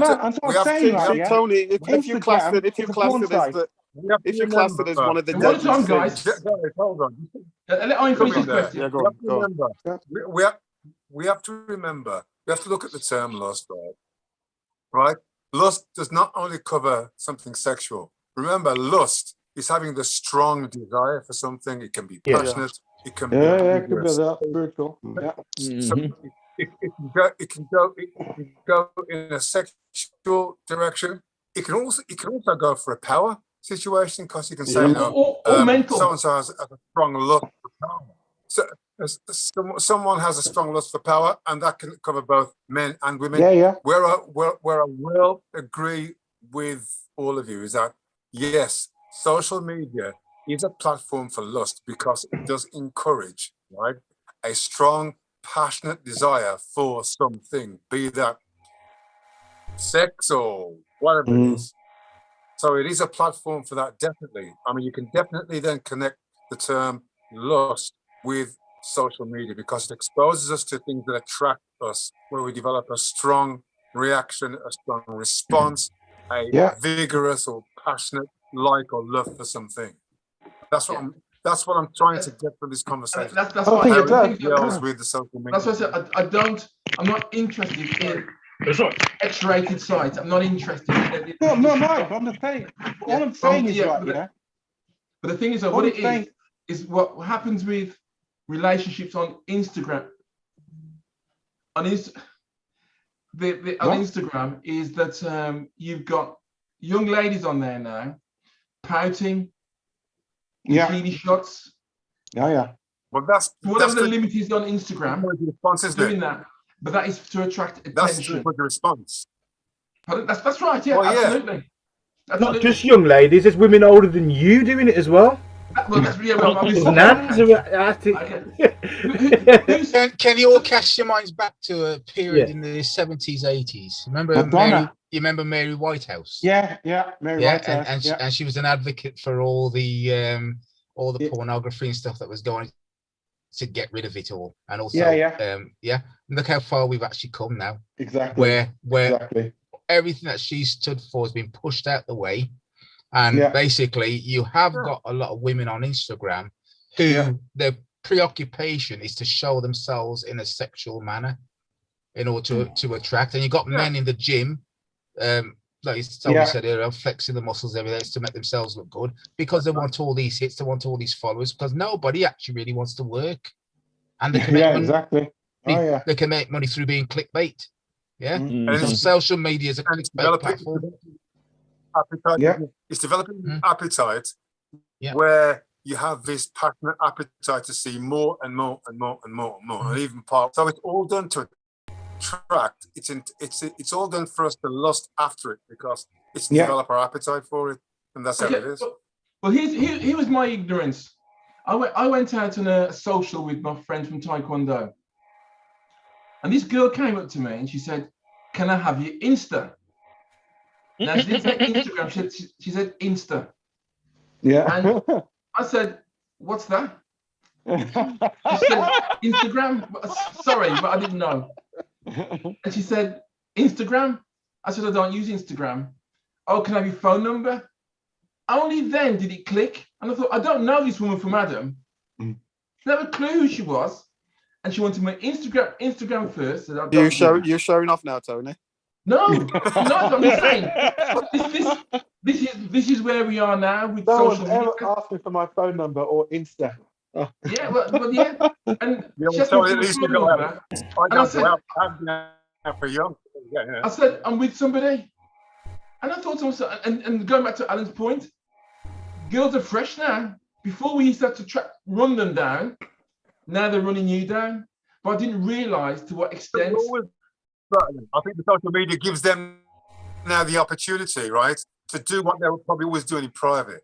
You know, women have an appetite too. I think it's the ignorance of us men and naivety which thinks women never had an appetite to lust after something. They always did, but they were covert about it. Everything out on Instagram and in the public media was for the male gaze. We were the main protagonists. We were the main customers. Still like that now, you know. The whole term but women look at women still as has well. this male edge to it. I think things for themselves too. They always were. Oh, Janet. Always were. I think I'd go as far as saying maybe perhaps these days, because a lot of women are doing it for themselves, they feel empowered. Yeah. So, you know, they don't have to. Things have changed. People are very independent, and they're not dependent on a male in order to sustain them. So perhaps maybe the fact that we feel empowered, that gives us the right to think that actually, you know, we can express our desires too. And why do my body, my choice? Is that what you mean? Let's move on to the next thing, because we're going to be here forever. We still got more things to go through. Are you that? Huh? Lust is a type of sustainment anyway, isn't it? Because it feeds a specific need. It feeds a specific gratification. It feeds a specific mode of attraction. So it is, to a certain degree, sustainability on a personal level as well as a mass media. Yeah, could be. What about envy? Yeah. Well, yeah. Well, I was going to go through that. Social media does that all the time. It does that all the time because it puts up a facade or an image of something which isn't real, and the response to that can be envy because you feel that you are. Instagram and Facebook are guilty of that. Yeah, very guilty. Sorry? Instagram Very and Instagram guilty and of Facebook are it. very guilty of that. Cool. The Tony, other thing as let's well, move on, it's not Tony. it can So we're on there, we're on then- envy. Okay. Talk about envy now. And basically what envy is But envy- coveting something else someone else has got and being jealous of it. But it also And but it also affects one aspect of themselves, self-esteem, where you Yeah. where you envy that person because you feel that you are not up to the mark of that person. Social media creates a falsehood sometimes of a certain type of lifestyle or look, Mhm. where if someone isn't very confident in where they are, they say, well, why can't I be like that? I want to be like that. Why have they got that? Why haven't I got that? And then that leads to all different issues of unbridled addictive behavior, which lands them into trouble. That's the dark side of it, you know? It creates envy, covetousness, unbridled covetousness to a certain degree, which sometimes when you covet something, you don't need to covet that because it makes you want to be something to a certain degree that you're not, if you get what I'm saying. Yeah. It wants to have things that you don't you need. Yeah, a And perfect Yeah. a perfect example. That's What kind Owen, of rough envy, isn't it? yeah, I would say Owen, a perfect example of what, say like Facebook, for instance. I've actually seen people on there advertising they go away on holiday, they go into this beautiful place, they Yeah. spend how much money for Yeah. it, and next thing you know, somebody's got jealous, and what do? They go around and rob their house while they're on holiday. There you go. Yep, true indeed. Yep. yeah, so envy in social media It's not the specific arena thing, is very which dangerous. can be false, Yeah. you know? Yeah. Yeah. Yeah, And very, the very envy, dangerous. the envy, is Yeah, the because it's responses, yes, sorry. you know what I mean? Because it causes one to covet something, and some people will take it far. True, they will go after that thing. They'll go and steal it or harm it if they can't be, or even Yeah. envy to a certain degree, right? You know, where you covet something can lead to an even darker side, like stalking, because Yeah. you know Well, I you work. want that I'd thing, say you envy that. Yeah, I would say, oh, you know, because I work with these kids as well. Part of it because they're on Yeah. social media a lot, these young kids. I see a lot of self-harming. And some of these Absolutely. girls, they come to school with makeup, like the eyelashes like umbrellas. And you know, That's right. yeah, and that's how they come to school. And the thing is though, the teachers let them get away with it. They come in with all their false tan, which is still in the palms of their hands and everything, all under the nails. And the thing is though, a lot of them, they've been self-harming all down their arms and cut up and everything else like that, because in their group of on social media, they're jealous of each other, jealous of what they've got, jealous of how they look and all sorts of stuff, and thinking, why can't I be like that? Alan, Yeah. It's also consumption. What social media encourages, it causes you to get greedy and gluttonous for things that you haven't got, so you spend money. Yeah. So that's coveting again, isn't it?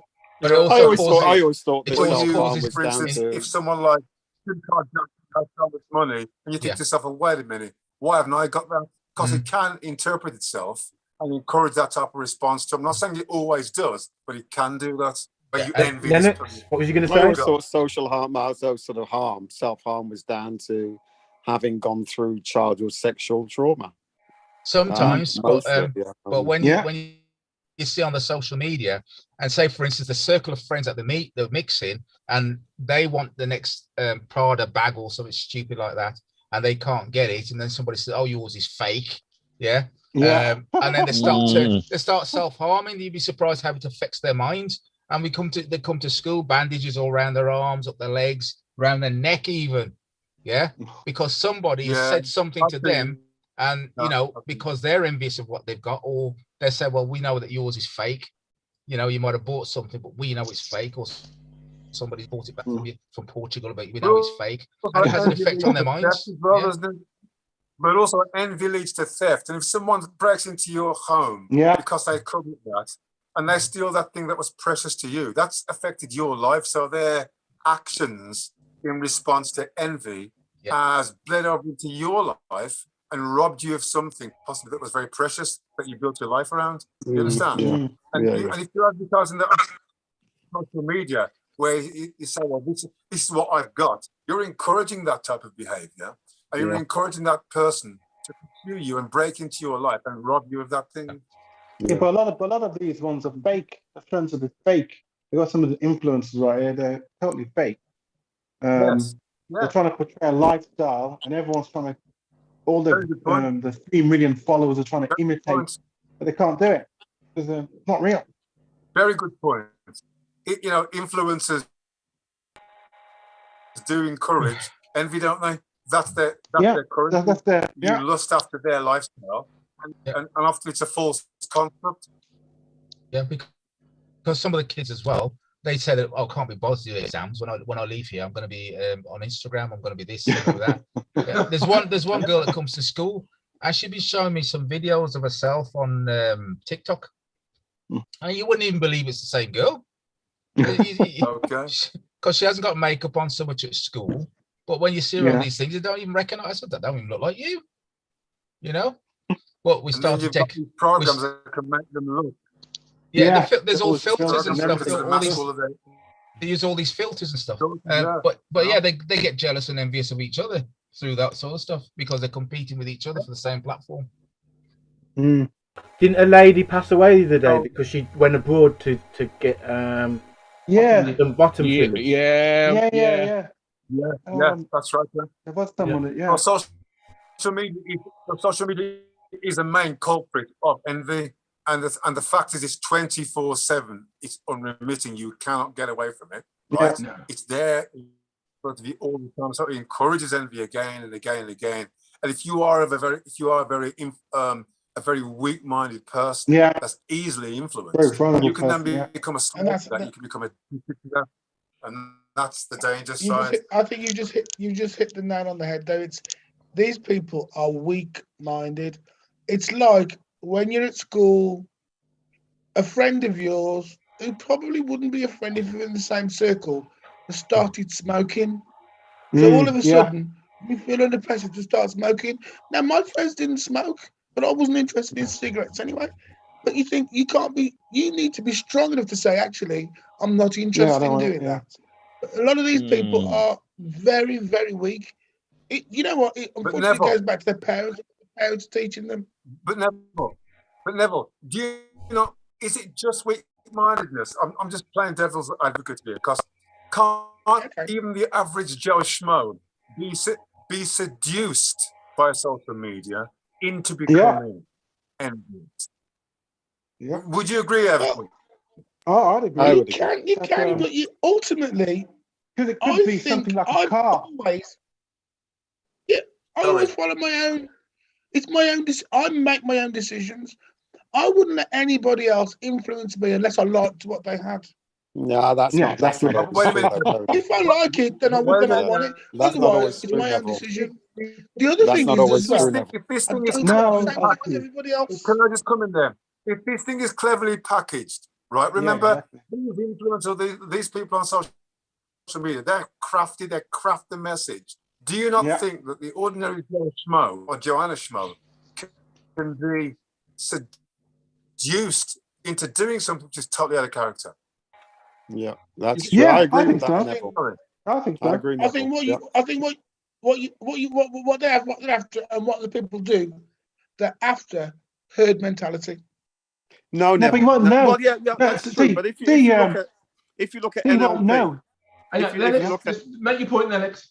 If you look at NLP and how that works, that people do studies on how people think, how people their sort of non-verbal skills. You know, even with the adverts, they've got it to the art where that even if you're not watching, you can hear the jingle in the kitchen. You know, people spend millions to sort of get you to their way of thinking. Lennox, that jingle or advert is always louder than the actual program you've been watching. Yeah, it's compressed. It's an art form. It's an art form. So Neville's point about sort of, you know, even now, Neville, where's Neville? I can't see you. Sorry. Yep. So if I said to you at the moment, there's some things I'm going to say to you very shortly, Neville, and I don't want you to think about it. So whatever you do, I don't want you to think about it. I'm not trying to influence you, but don't think about it, because we all know that all the guys there are very strong-minded. So what I want you to not think about, Neville, is an elephant. Don't think about an elephant now, and don't think about an elephant in the middle of the river. Don't think that there's a pink elephant and it's taking up water and splashing water on its back. Whatever you do, Neville, do not think about that. You're being programmed. Yeah. There you go. And that's one of the told you right about there. social media Well, is that yeah. it changes you, and you think you've done it of your own free volition, but you haven't. It's persuaded you. It's changed your emotions in some way, and move you closer to that. You could bypass your desire. reasoning mind. That's how those guys do things. And To be fair, it's a game. Also, it's in a support of game what Leonard just said as well. Sorry. We've just support come what out of Leonard it. We've just said come out too. of 2 years There is this- of people trying to persuade us to take part in a worldwide experiment. Take this jab, take the jab, take the jab. Nobody's talking about let's be honest. social experiment. Let's be honest. And some people have bought into Some taking of the jab. us. After me, I took the jab. There was a lot of psychology behind persuading Psychology people of to fear. take something that your natural body's mechanism could fight. And now, so you take one. First of all, Can I ask a question about that? Yeah. Uh-oh. How many people, just put your hands up, how many people fell for it and went and had the jab? Put your hands up if you had the jab. Everything's compliant. Three. Everything's compliant. I've had the jab. That's how I could travel. I went away. I went to Spain. I went skiing in February and everything, so I have to do it. Didn't have That's what I'm talking about. The majority and then I of got us- COVID when I came back. And the point I'm making is this: is that people, The possibly some majority of people us can didn't be. get the jab. Come on. Hang on, one at a time. And that's why it goes back to the point I was making. I think you guys have really actually encapsulated it. That it goes back to the point. Is it just about not being strong-minded, because you can be seduced if you're exposed to it all the time? I think what Lennox did was brilliant. About do not think about you. Do not think about the actual elephant. The moment you suggest the elephant, you're going to be thinking of it. The whole COVID situation is it was wall to wall. To be fair with me, COVID. when he kept talking about his pink elephant, and some people were persuaded and seduced into taking it. So, is it strong-minded, or are some of us to a certain degree open to seduction because of the way the message is crafted? And it's not just it's not a suggestion. We threatened you. I threatened you with you losing your job. Whether you were, at the start of the lockdown, we were clapping you on a Thursday, and then towards the end, it's like you either do what we tell you, or you're going to lose your job. Nothing to do with being weak-minded. I mean, you've got to pay your rent stuff, and so you're gonna lose. And then they buckled, and then they said, "Oh, okay, well, forget it. We're not gonna sack you." But Janet left the room. Anyway. The very last thing was threaten you with your livelihood if you didn't take this thing that was supposed to be good for you. So basically, So coercion. that's not seduction. That's not seduction, and that's pummeling, isn't it? Well, That's absolutely. Absolutely. Yeah. Don't take this thing and you can go on holiday. Take this thing and it's not for. We know that you're going to get the COVID, but take it for the greater good. Take it because it's the right thing to do. Take it because it's your civil responsibility. Exactly. And they found all the different reasons to give this thing for you to take it. And everything. Oh yeah. But now it's all opened up, and you can go to whatever country you want without having to have a jab. But you gotta have you gotta prove negative in 72 hours. Yeah. What is Janet here? Is Janet here? Is Janet still here? As I'm saying, she's left the room. She's gone. Oh, is she? Oh, okay. Well, it's 11 o'clock. It's 11 o'clock. Oh, crikey. Anyway, what I was also saying is every time that Lennox mentioned the hippopotamus or whatever it was, see, I didn't even know what it was. I thought of a horse. So I wasn't thinking of the same thing, because that's how my mind has always worked. I'm not going to be pushed by you into thinking about anything that you want me to do. Every time I mentioned that, I thought of a horse. I thought it was a horse. What's wrong with this one? Yeah. No, it's not. Let's go to the next topic. What's that? I want We to talk got, about we got two pride. left, haven't we? We got which Pride. one? Pride. Yeah, you got pride and Janet, I'll wrath, come back isn't it? in. Pride and wrath. Pride and let's- what? Pride and wrath. Right. So No, no, regarding let me just pride, tell you one more thing. Somebody said to me once Neville, I'm in a going to put you on course, mute. he said, no, well, I'm let me muting just you. say this. I'm muting you, Neville. We're moving The on. guy was talking about. Okay, so we talk about pride now. What type of pride though? Conceit But- or, Again, pride or related to honourable social pride? media. Which one? Yeah. Pardon? But what are we talking about? Are we talking about the pride of conceit or the honourable pride where you're proud? Proud of something that No, you well, want to no, show no, it. okay, Where you're well, faithful. we'll do the conceited pride. The pride. What do you think about the pride? The when you're proud, when you're actually just proud about doing Okay. something. Well, people on social Social media, media people are does proud about their encourage that. family, aren't they? Makes you proud. Hang on a second, Alex. You've wandered off a bit. You must know a bit about pride on social media. No, I was gonna say. Well, the thing is, I was gonna say, how does pride? How is that going to connect to the social media? I can't. I need. Okay, you think about an I think it achievement. does. You're One at a time. you're One a at a DJ. time. You're a DJ, aren't you? Yeah, Okay, right then. And you're proud of your work, aren't you? of course. Okay. I saw that you put a message about something about your radio station, what time it's on, and everything else. Yeah, Okay. I also noticed that people liked it, yeah. and some people do that to get that sense of pride. Yeah, but that's a good sense of pride. Okay, That's- well, No, I'm yeah, not. yeah, yeah, as I said, We're we'll talking about tackle- we're talking we'll about tackle Okay, both so- of them. we're talking about Okay. the deadly sins. I aren't do we? have We're pride. not talking about somebody that has a skill and a talent, and then they can promote that. You're talking about sin, to give it another word, or or doing something that Well, in causes a terms- downfall. That's why In term- Can I just answer that then? Sorry, Owen. Yeah. Can I just I'm answer that talking about the quickly, Owen? conceit. Before. Sorry, Owen. Can I just answer that? That's what.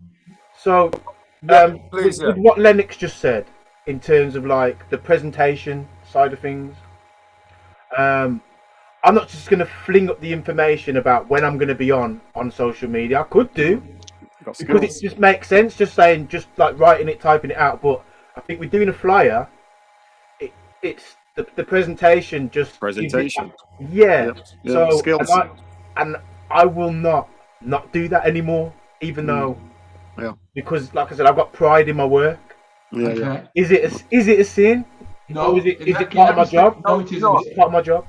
That type of Okay. pride. So let's talk about pride with That vanity. type of pride is not people because that's honourable, isn't it? You are proud of what you do. But what Lennox was talking about is, I think, that the original thing that Tony was moving towards. That's why I asked Tony, what type of pride is it? Is it the honourable pride where you're proud of what you do, or is it the conceit, the arrogance? Well, Right? it's going to be the arrogance, isn't it? That's a negative Yeah. pride. Well, I think Does social media encourage that?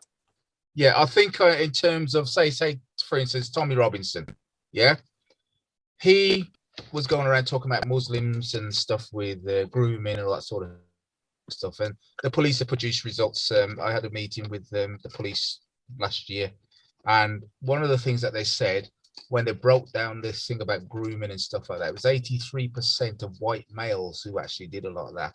And it was only something like 3% of the Muslim population. But Tommy Robinson would not address the white men doing what they do because he was too proud to actually bring them down, where he'd rather go after a smaller population than to go after. So that his pride would not let him confess to white people doing what he's accusing other people of doing. Yeah. Mm-hmm.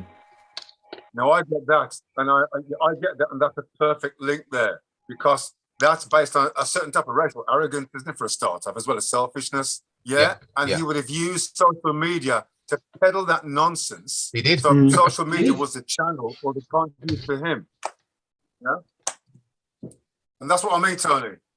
But then on top of that, because of that pride that he had, he got lots of likes from people that are associated with his belief. His life now isn't the same, because the thing is, though, there are a lot of people out actually giving him death threats. He's not allowed to even go back into America. The people that you're funding him before have pulled the plug on it all. Yeah. So he's now in turmoil. His life isn't the same. That pride, that initial pride, because there's so many Mute people. yourself. No, you want to mute yourself? Right, I gotta go, gents. The dog's arrived, so he wants to go out. Okay, and it's now 20. It's after 11 o'clock. Yeah. So I've got to go. So I'll leave you guys here now. Yeah. Is it just us on? Is it just me, you, and Neville and Tony? Yeah, I've got to go. No, you guys, I've got to go. Right. 10 of us. Okay, goodbye, sir. Take care. Yeah. Okay. So, I believe that. Yes, sir. Is there any Yes, sir. other? I'm here. Is there any other issue then where social media can really tends to generate negative pride then? Yeah, look at the situation we was talking about last week. Remind me, sorry. Wait. Oh, Will Smith. Yeah, we was talking about right, Will so- Smith and Jada Pinkett. Oh yeah. Yeah. Maybe that's It's Yeah, you broadcasted can Love look Life at in public. Pride before a fall. Yeah. Well, He's got a book coming out. It's a weird one, I think, because there's nothing wrong with being proud about what you're doing, because if you don't have any pride in it yourself, for example, Yeah, then exactly. you're just going to do a bad job. You need to be confident that what you're putting out is professional and that it comes up to an acceptable level that other people will accept it. There's a difference in being But if your opinion of your cocky. But if But your also- opinion of yourself sorry. is bigger than the actual job you're doing, that's not going to work, is it? If you think you're overconfident, you think you're better, Well, that's not going to work. Yeah, You have to okay, have a humility about extremes. yourself to not think you're the be all and end all. May I say something? Wow. Please, yeah. Yeah, please, yeah. I think he's frozen. Yes. Can you say, just finish what you're going to say? Is it DJ? Also, Mr. a DJ? person can have pride in positive things and also in negative things. Remember that. A person can have pride in. So, would you like me to say that again? Or, Yeah, say it You're again. breaking up. I'm breaking up. Yeah, you're okay now. Yeah. I'm okay now. Well, Yeah. okay, I'll say it again. A person or individual can have positive and negative things and still have pride in both, which means you've got one set of people who are doing negative and have pride in it and are getting a lot of feedback and vice Criminals. versa. Yeah, that was my point I wanted to make. It's true, because like when you put something out there on Instagram or Facebook, you feel proud when you get a response, don't you? You get the sense of pride.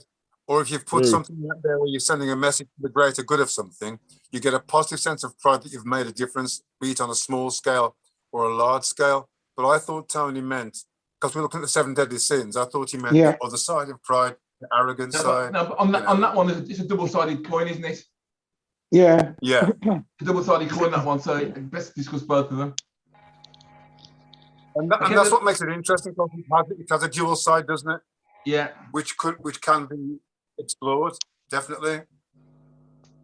Okay, the last thing I want to go through then is the killer one, Wrath or Wrath. What? Wrath. Wrath.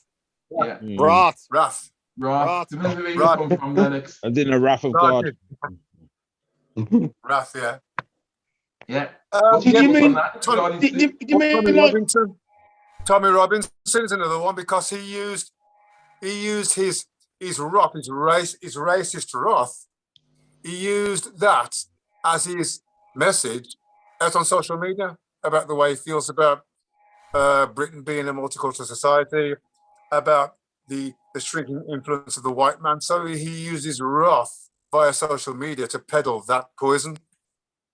And yes, social media can contribute to that negative messages, negativity, sending out wrong messages. But it also promoting encourages. wrong politics. It also encourages anonymity, doesn't it? You don't know who it is. Sorry? You don't know who Anonymity. They're very angry people. Anonymity. Yeah. Trolls, yes. Yeah, trolling. You're right. And that's an awful lot of. I mean, that's even down to Twitter. That's down to Instagram. That's down to Facebook. Or any other Snapchat if they use Snap. What is Snapchat? Any of you guys use young guys use Snapchat? Nope. I haven't used it. No. Even Snapchat, I It's didn't like gone, hasn't it? Facebook. I just think Hasn't it's it? something Like that. TikTok. It's gone, hasn't it? Turned off. Snapchat, isn't it? Gone. I think you still use that. I think what it is you do a 10-second clip. Yeah. And it deletes it. And you can send it to someone, and once they've seen it, that's it. It's gone. Yeah. For good, and you've got to try and remember it in your head. Oh, okay. I think that's what that was. But sometimes I don't use that. I didn't find it appealing. But sometimes it takes 10 seconds to send something hateful through wrath or anger, Yeah. doesn't it? Yeah. Yeah, exactly. Whether it's something verbal or something visual. So it can be used in that respect. It can be used in a negative way to vent anger, wrath. And then you can have righteous indignation, can't you? Righteous protest, where you are, for instance, protesting about the way in which black people were treated with the Windrush. Mm. You know, that's scandal against our generation. And anger can be blurted out in opposition to that. It's the same thing with the Black Lives Matter platform. Anger can be spurted out in support of that too. But what did you mean, Tony, about and social media? Well, what it is, the type of person who personifies wrath. You know, are they angry people? If they're angry about something, is it the right thing? Like you just said, is it the right things? Because it can be for positive. It can be positive. Okay, but we talk about sins, aren't we? Things that aren't good. Yeah, because even if you're trying to do something for the greater good, like what Tony was saying, you could be doing something for the greater good to have a lot of people to be on your side, but it can stir up emotions and make your spiritual feel bad as well. Yeah, it can be what you're doing. The positive thing you can do can still lead to, can still be damaging. Yeah. To yourself, even though what you're trying to do is positive. Response, isn't it? Yeah. That's an interesting point, actually, because you're doing it for the greater good, and you're passionate about it, even to the extent where you're bordering on being angry about it, because you're passionate, believing what you're doing is right, and you'll get a negative response where the ironic ending is what you sent out there for the greater good blows up in your face, and it fails. Yeah. So I'm going to ask everyone a question then now and respond back. With what we discussed now for the last couple of hours, do you think overall or generally social media is a good thing? I think it is. Yes. Definitely is a good thing. Yeah. It's definitely a good thing. Can we start off with you then, please? Go on then. It's definitely a good thing. It's how you use it. It's like anything in life. You can use it for good, or you can use it for bad. You could use it to better your life and better others and go forward in this world. Or you can put nonsense on there, like you were saying previously about people on Snapchat and wasting time or lustful thinking. You can use it that way. So there's two sides to a coin. So I think it is good. It depends on how the individual uses it. Okay. What do you think now, Odysseus? No, mate, I think it's the bad outweighs the good on it now. I think it's been polluted, completely polluted. The way it's been used in Brexit, in the coronavirus pandemic, war situations.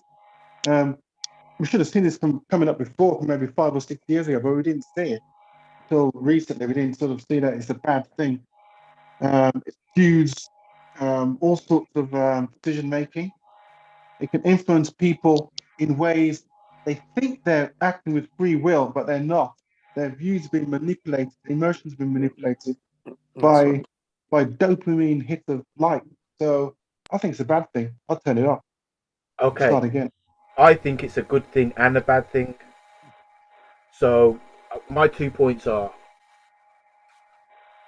I hadn't seen some people that I'd been to school with for years, and I always imagined or wondered what they were looking like, or how they're getting on in life, what have they become. When Facebook came out, that answered all my questions that I've ever had. Well, but on the same thing, hang on, Everton. But on the same thing, I looked at some of them and was like, well, what the hell happened to you? Look at the state of you. And it makes you judgmental. But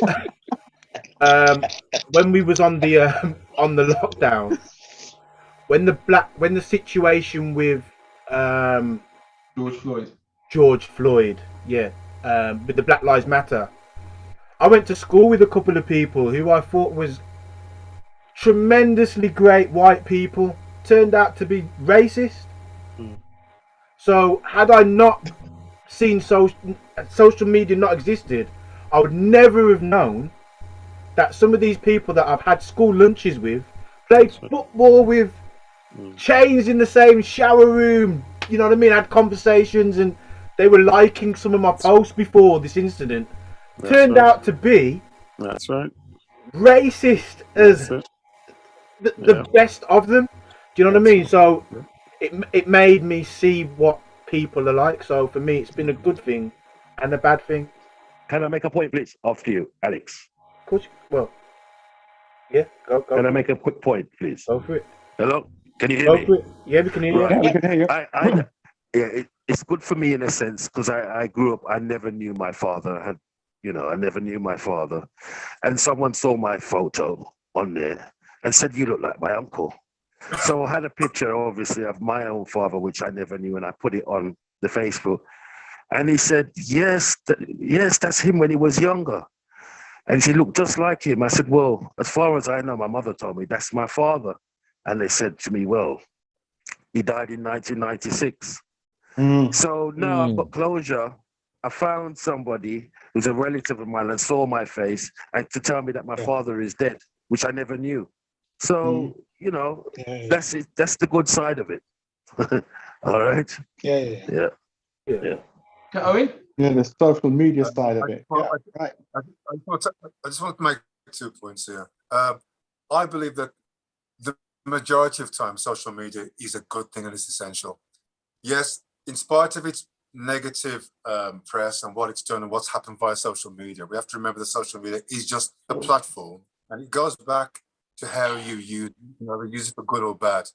The positive side is it allows people to stay in touch. It was the most essential mode of communication during lockdown. It has also been a savior for some people in terms of helping people to communicate with the outside world. And the great thing about social media is it enables people to network. I know what someone's doing on the other side of the country, the other side of town, and the other side of the planet. There are lots of positives about social media, the negatives. And I think that's the thing to remember. There are lots of positives about that, because I cannot see us ever going back to a world without social media anymore. And it's exposed that would have been 40 years ago. Technology. There you go. I want to share an experience that I had on social media because of social media. My grandparents moved back. They passed away now. They moved back to Guyana. Yeah. Phoning them is expensive. Yeah. And my grandmother just wasn't interested in having a computer or a laptop or a mobile phone with any social media. So I met someone when I was out in Guyana before. She's a school teacher named Zana. And I begged her to go round to my grandparents' house with her mobile phone. And I said, I'll ring you on WhatsApp. I want to see my grandparents. So she organised a day. And my grandmother was on the phone like this. And I said, Grandma, turn the phone round. You can see me. She wasn't listening. I said, turn the phone round, you'll see me. And she turned the phone round and she went, Alex! Oh my God! And I just wanted to cry because You know, we're miles away, but I'm able to see her for free. And she was able to do this before she died.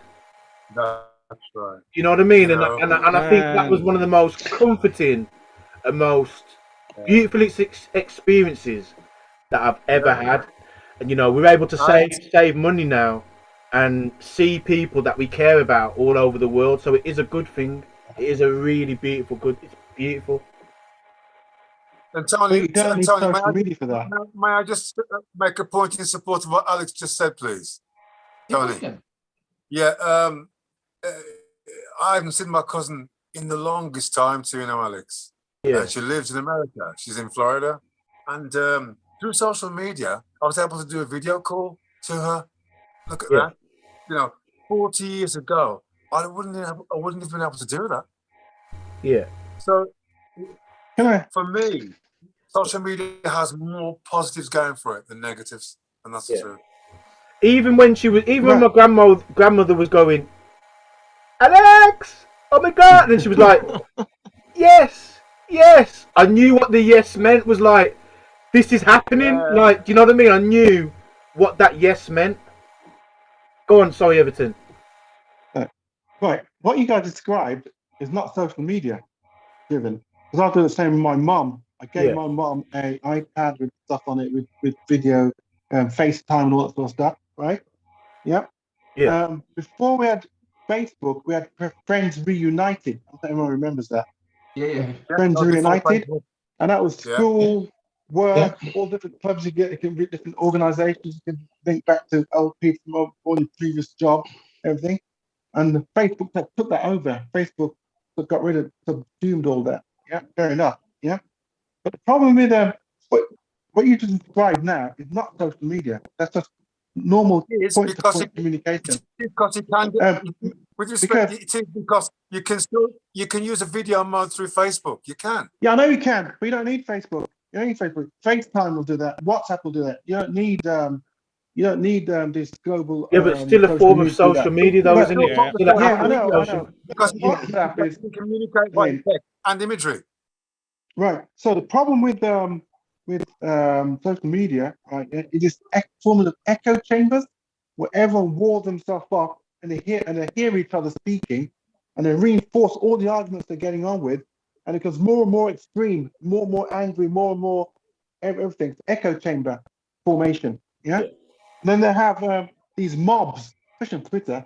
Yeah, Twitter mobs who pile on somebody, and then have to delete their account because there's too much. Yeah. Right. So, but to me, right, go to social media because all you guys, what you said now, all the good things you just said now, can still be done. Yeah. Because now we've moved on now, where things like WhatsApp, which I don't count as social media, it's like a self-organized social media. We can all like Tony's got the old school group on WhatsApp. Yeah. Yeah. That's a very confined social media, very confined. It doesn't spread. It's very confined. Yeah. It doesn't link to other groups or anything. It's very confined. Yeah. So it's not the same thing as social media. The good stuff you described now is not social media. Maybe you're finding your cousin after 40 years. That was one, maybe. Everton, respectfully, I would disagree. It's still part of the social media platform because you're sharing information, whether it's on a Neuroscope, in a WhatsApp forum, or on Facebook or on Twitter, whatever it is. You are sharing both image and text. You are communicating. Right. It's part of social media. I disagree with that. WhatsApp. Well, I disagree with you. I can agree to disagree because it's different from television and radio, right? It's yeah, but let me explain to you right here. When you use remember Viber? That would be the basis of my argument against yours, but I respect where you're coming from. I know, but I'd say that WhatsApp, if I make comments on WhatsApp, I'm telling this old school WhatsApp right here, there's no one can come from outside and look at those, yeah? You can't come outside and look at those. The only way the outside world will find out about those postings we've done on WhatsApp is if someone copies it outside of the group. I just sent you all the definition. I disagree with that. Social media is. I disagree there. Read it out. I can't. So what is social media and its purpose? Social media is an internet-based form of communication Social media platforms allow you to have conversations, share information, and create web content. There you go. Yeah, but, Well, that's not it's not WhatsApp. it's not That's not WhatsApp telephony. then. Yeah? WhatsApp is telephony. From an IT perspective, that's what it is. So WhatsApp, FaceTime, even the communication bolt-on, which is a bolt-on because it didn't get bolted on for the till later.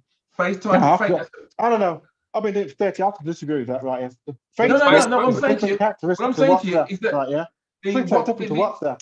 Viber. Viber was never considered social media. No, Viber, it's for example, was a telecommunications. bit like WhatsApp, but it's point-to-point telephone conversations or conference calls. Yeah. So WhatsApp isn't. WhatsApp is not social media. It's not at all. And so it comes back to what I was saying. That But it is. From an IT perspective now. I think it is. Do you think it is, Neville? It is. Listen, It is, I mean, my history. I worked. It is. I worked from 1988 to 2001 for cable and wireless, right? So for cable and wireless, Mercury. Mercury Communications, that's correct. Yeah. Now, so we came about when there was only BT. Now, you guys have been mentioning calling your relatives abroad in America and Jamaica, etc. You couldn't make those calls without a mortgage. Yeah, because exactly. the trunking of the telecoms network underwater and subatlantic trunk and what they call the satellite phones. If a satellite phone a minute was like £30 a minute to call somewhere. So all of a sudden, and this is one of the very good things about social media. Telecoms was privatized, and telecoms is the only thing that the government has sold that's physically worked and we get a benefit from, because the price of all that now has dropped dramatically. So you can get, there are different forms of social media. I understand what Everton's saying there, but WhatsApp, Viber, they're all apps that are basically a means of communication, which are social media on the back of it's data. Basically, you're getting data, then you can talk on the lines. It does work. I think that's a very good part of it. Right. The bad part, unfortunately, I think it's important to remember too that language changes. You know what, Neville? I think it's important to remember that language over time changes. So, in what Everton was saying, right? If these hard and fast rules are probably what social media is recognized as now, but as things progress, language will change and accommodate for these other little platforms, because we're still communicating through words and pictures. Yeah. Whether it be the internet, whether it be on, whether but I mean, let's look how it's changed. But it's important because it will change it's again. Important. A phone has changed, hasn't it? Yeah, but a phone is like now. But it's important, right? Yeah, that when I say I want to get rid of social media and rebuild it from scratch again, start again, right? We can still do all the other stuff: WhatsApp, FaceTime, SMS, iMessage. All those things will still be there. Yeah, we could do all those things. Yeah, but Facebook, social graph-based stuff will go and be rebuilt again. Yeah, so we can't be manipulated in the same way anymore. Yeah, that's what we rebuilt. That's the thing. Yeah. Okay. Well, the things that I can say is one. I think what you have to say now. Big tech in charge of the whole thing. It's ridiculous. I can't have you can agree to disagree. Yeah. Neville. Yeah. Devil on the deep blue sea with social media. The worst thing about social media is that on the big platforms, the Facebooks, all these MSN pages, whatever, people are allowed to put a pseudonym. So you can't automatically say who that person is. And under these guises is when they start putting up the racist and all the crap. I was reading some today about this woman who is supposed to have reversed over some copper who's checking her, and while she's reading a number plate from the front, the woman's reversed over at the back. I said, how does that work? And then she's supposed to run over this woman, and somebody's written in the comments, send her back to a little island or to a little jungle. And I said, where does she live? He said, the third tree on the left. All this type of stuff, it's kind of, they hide. And under under these dark glasses, they believe that they can say what the hell they like to people. The platforms know who the people are, and they should ban it. They should make sure that if you're going to use a pseudonym, they know exactly who that person is, because people say things which can be hurtful. It's not always hurtful to you, but you can understand it's affecting other people. So that's a poison that's with social media. Well, I send things out to people all the time because I think I like them to see what the world's really like. So you might think you're going on holiday, it's a nice place, but look at this person dragged out the car, head cut off, sent back left in the car to drop. So these are the type of I like to make people think. Don't think the world is a constantly nice, warm bubble place. People, you're just going to meet all these nice, fluffy friends. It's not like that. No. Yeah. And social media has helped to get some of that stuff out there really quickly. That's the problem with it. When I talk about echo chambers, it magnifies certain things and then diminishes certain things. Yeah, and you get echo chambers. That's the problem with it. Yeah, that's a big problem. It's more mob-based rule than in physical. Yeah, than a newspaper and the Sun newspaper or the Daily Mail. It's more powerful than those things.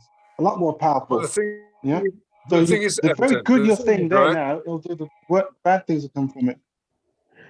Yeah, what I want to do is just get everyone else get their points in. Okay. The thing is though with social media is this: it has brought a lot of things. It's democratized the whole world of information. If before social media, all we were getting was what's called old media. What's the word? Old media. Controlled. That's not the word I'm looking for, but controlled news, and it was from one specific point. It was either newspapers or television or radio. With the advent of social media, whether it's staged or whether it's truthful or whatever it is, right? We're getting exposed to more information now than ever. So what was hidden from us 40 years ago is not hidden anymore. The point in case is what's happening now. The main issue between Ukraine and Russia is this. Russia is seen as the aggressor. I'm being apolitical on this, so please don't shoot me down. Russia is seen as the aggressor, and Ukraine is seen as the victim, okay? We've had wall-to-wall pro-Ukrainian news about the atrocities that are happening against the Ukrainians by the Russians. But what's come to light 24 hours ago is also some massacring and war crimes committed by Ukrainian fighters in the east of Ukraine, where they innocently killed an injured Russian soldier. That was a breach then of the International Convention of Human Rights about treat a prisoner of war. Now, social media enable us to see that without it being curated by the newspapers or curated by television news or curated by the radio. We got access to that. So in one respect, social media has democratized the whole issue of information, where we no longer need to listen to what someone else says and get their specific standpoint. It's given us, albeit good or bad, the opportunity to make up our own minds, whether we accept it or not. We can switch it up or not switch it up. Yeah? If that was true, that used to be true. That used to be true, but it's not true anymore. Yeah, we have the tech giants, whatever. They have a particular view they want to push, and that's what they're doing. Yeah. If it wasn't the case, like that, then fair enough. But that's been got anymore. That's the bad side of social media. These tech giants have got too much. They've got too much control. They do have too much control. You know, your Facebooks, your YouTubes have too much control. Look what they've done to Russians. You know, because Russia's been the bad boy, they've closed down everything, all the accounts. They can't do anything on YouTube. They can only do certain things on certain social platforms like Telegram. And that is a negative. But the positive is it's exposed us to a lot of information we wouldn't have actually seen many, many years ago. And I still contend that it's democratized information to a greater extent than not. I think on that note, Very true. we should wrap it up. Yeah, okay. Yeah. And the good thing about social media as well is it's let the world see how beautiful we all are on this Zoom. Can I just finish off? We're going to wrap it up. Instagram. We looked at Amen to that. We looked Amen at the to that. 7 deadly sins, and if we look at what a sin is a breaking of some law. So I think what we're all saying, and I agree with everybody, there's a right way to communicate and a wrong way to communicate. There are laws that affect the way that we communicate, and we break those laws to our own hurt and the hurt of the community that we're part of. Yeah. Great conclusion. Great summation there. Okay, guys. If I could like to thank you, Tony, for giving us the opportunity to discuss. No problem. But it's Um, something that's been on my mind for a long time, hasn't it? And once again, gentlemen, I have been enlightened by all of you, Mr. Everton, you know, and who Alex, believes Tony? Who believes Tony doesn't watch porn? Yeah. always No, Neville. I'm always, I don't. always, Yeah, he has to always be enlightened by turns me Neville. off. And the gentleman, the voiceover man, yes, Yes, I like it's Grant Body P. sir. Yeah, man. And to the Thank you very much YouTuber out for that, there, Tony. if you're watching, the YouTuber, thank you for watching. Take care, and we'll see you next week. See you at the top. If All right. we've got things wrong.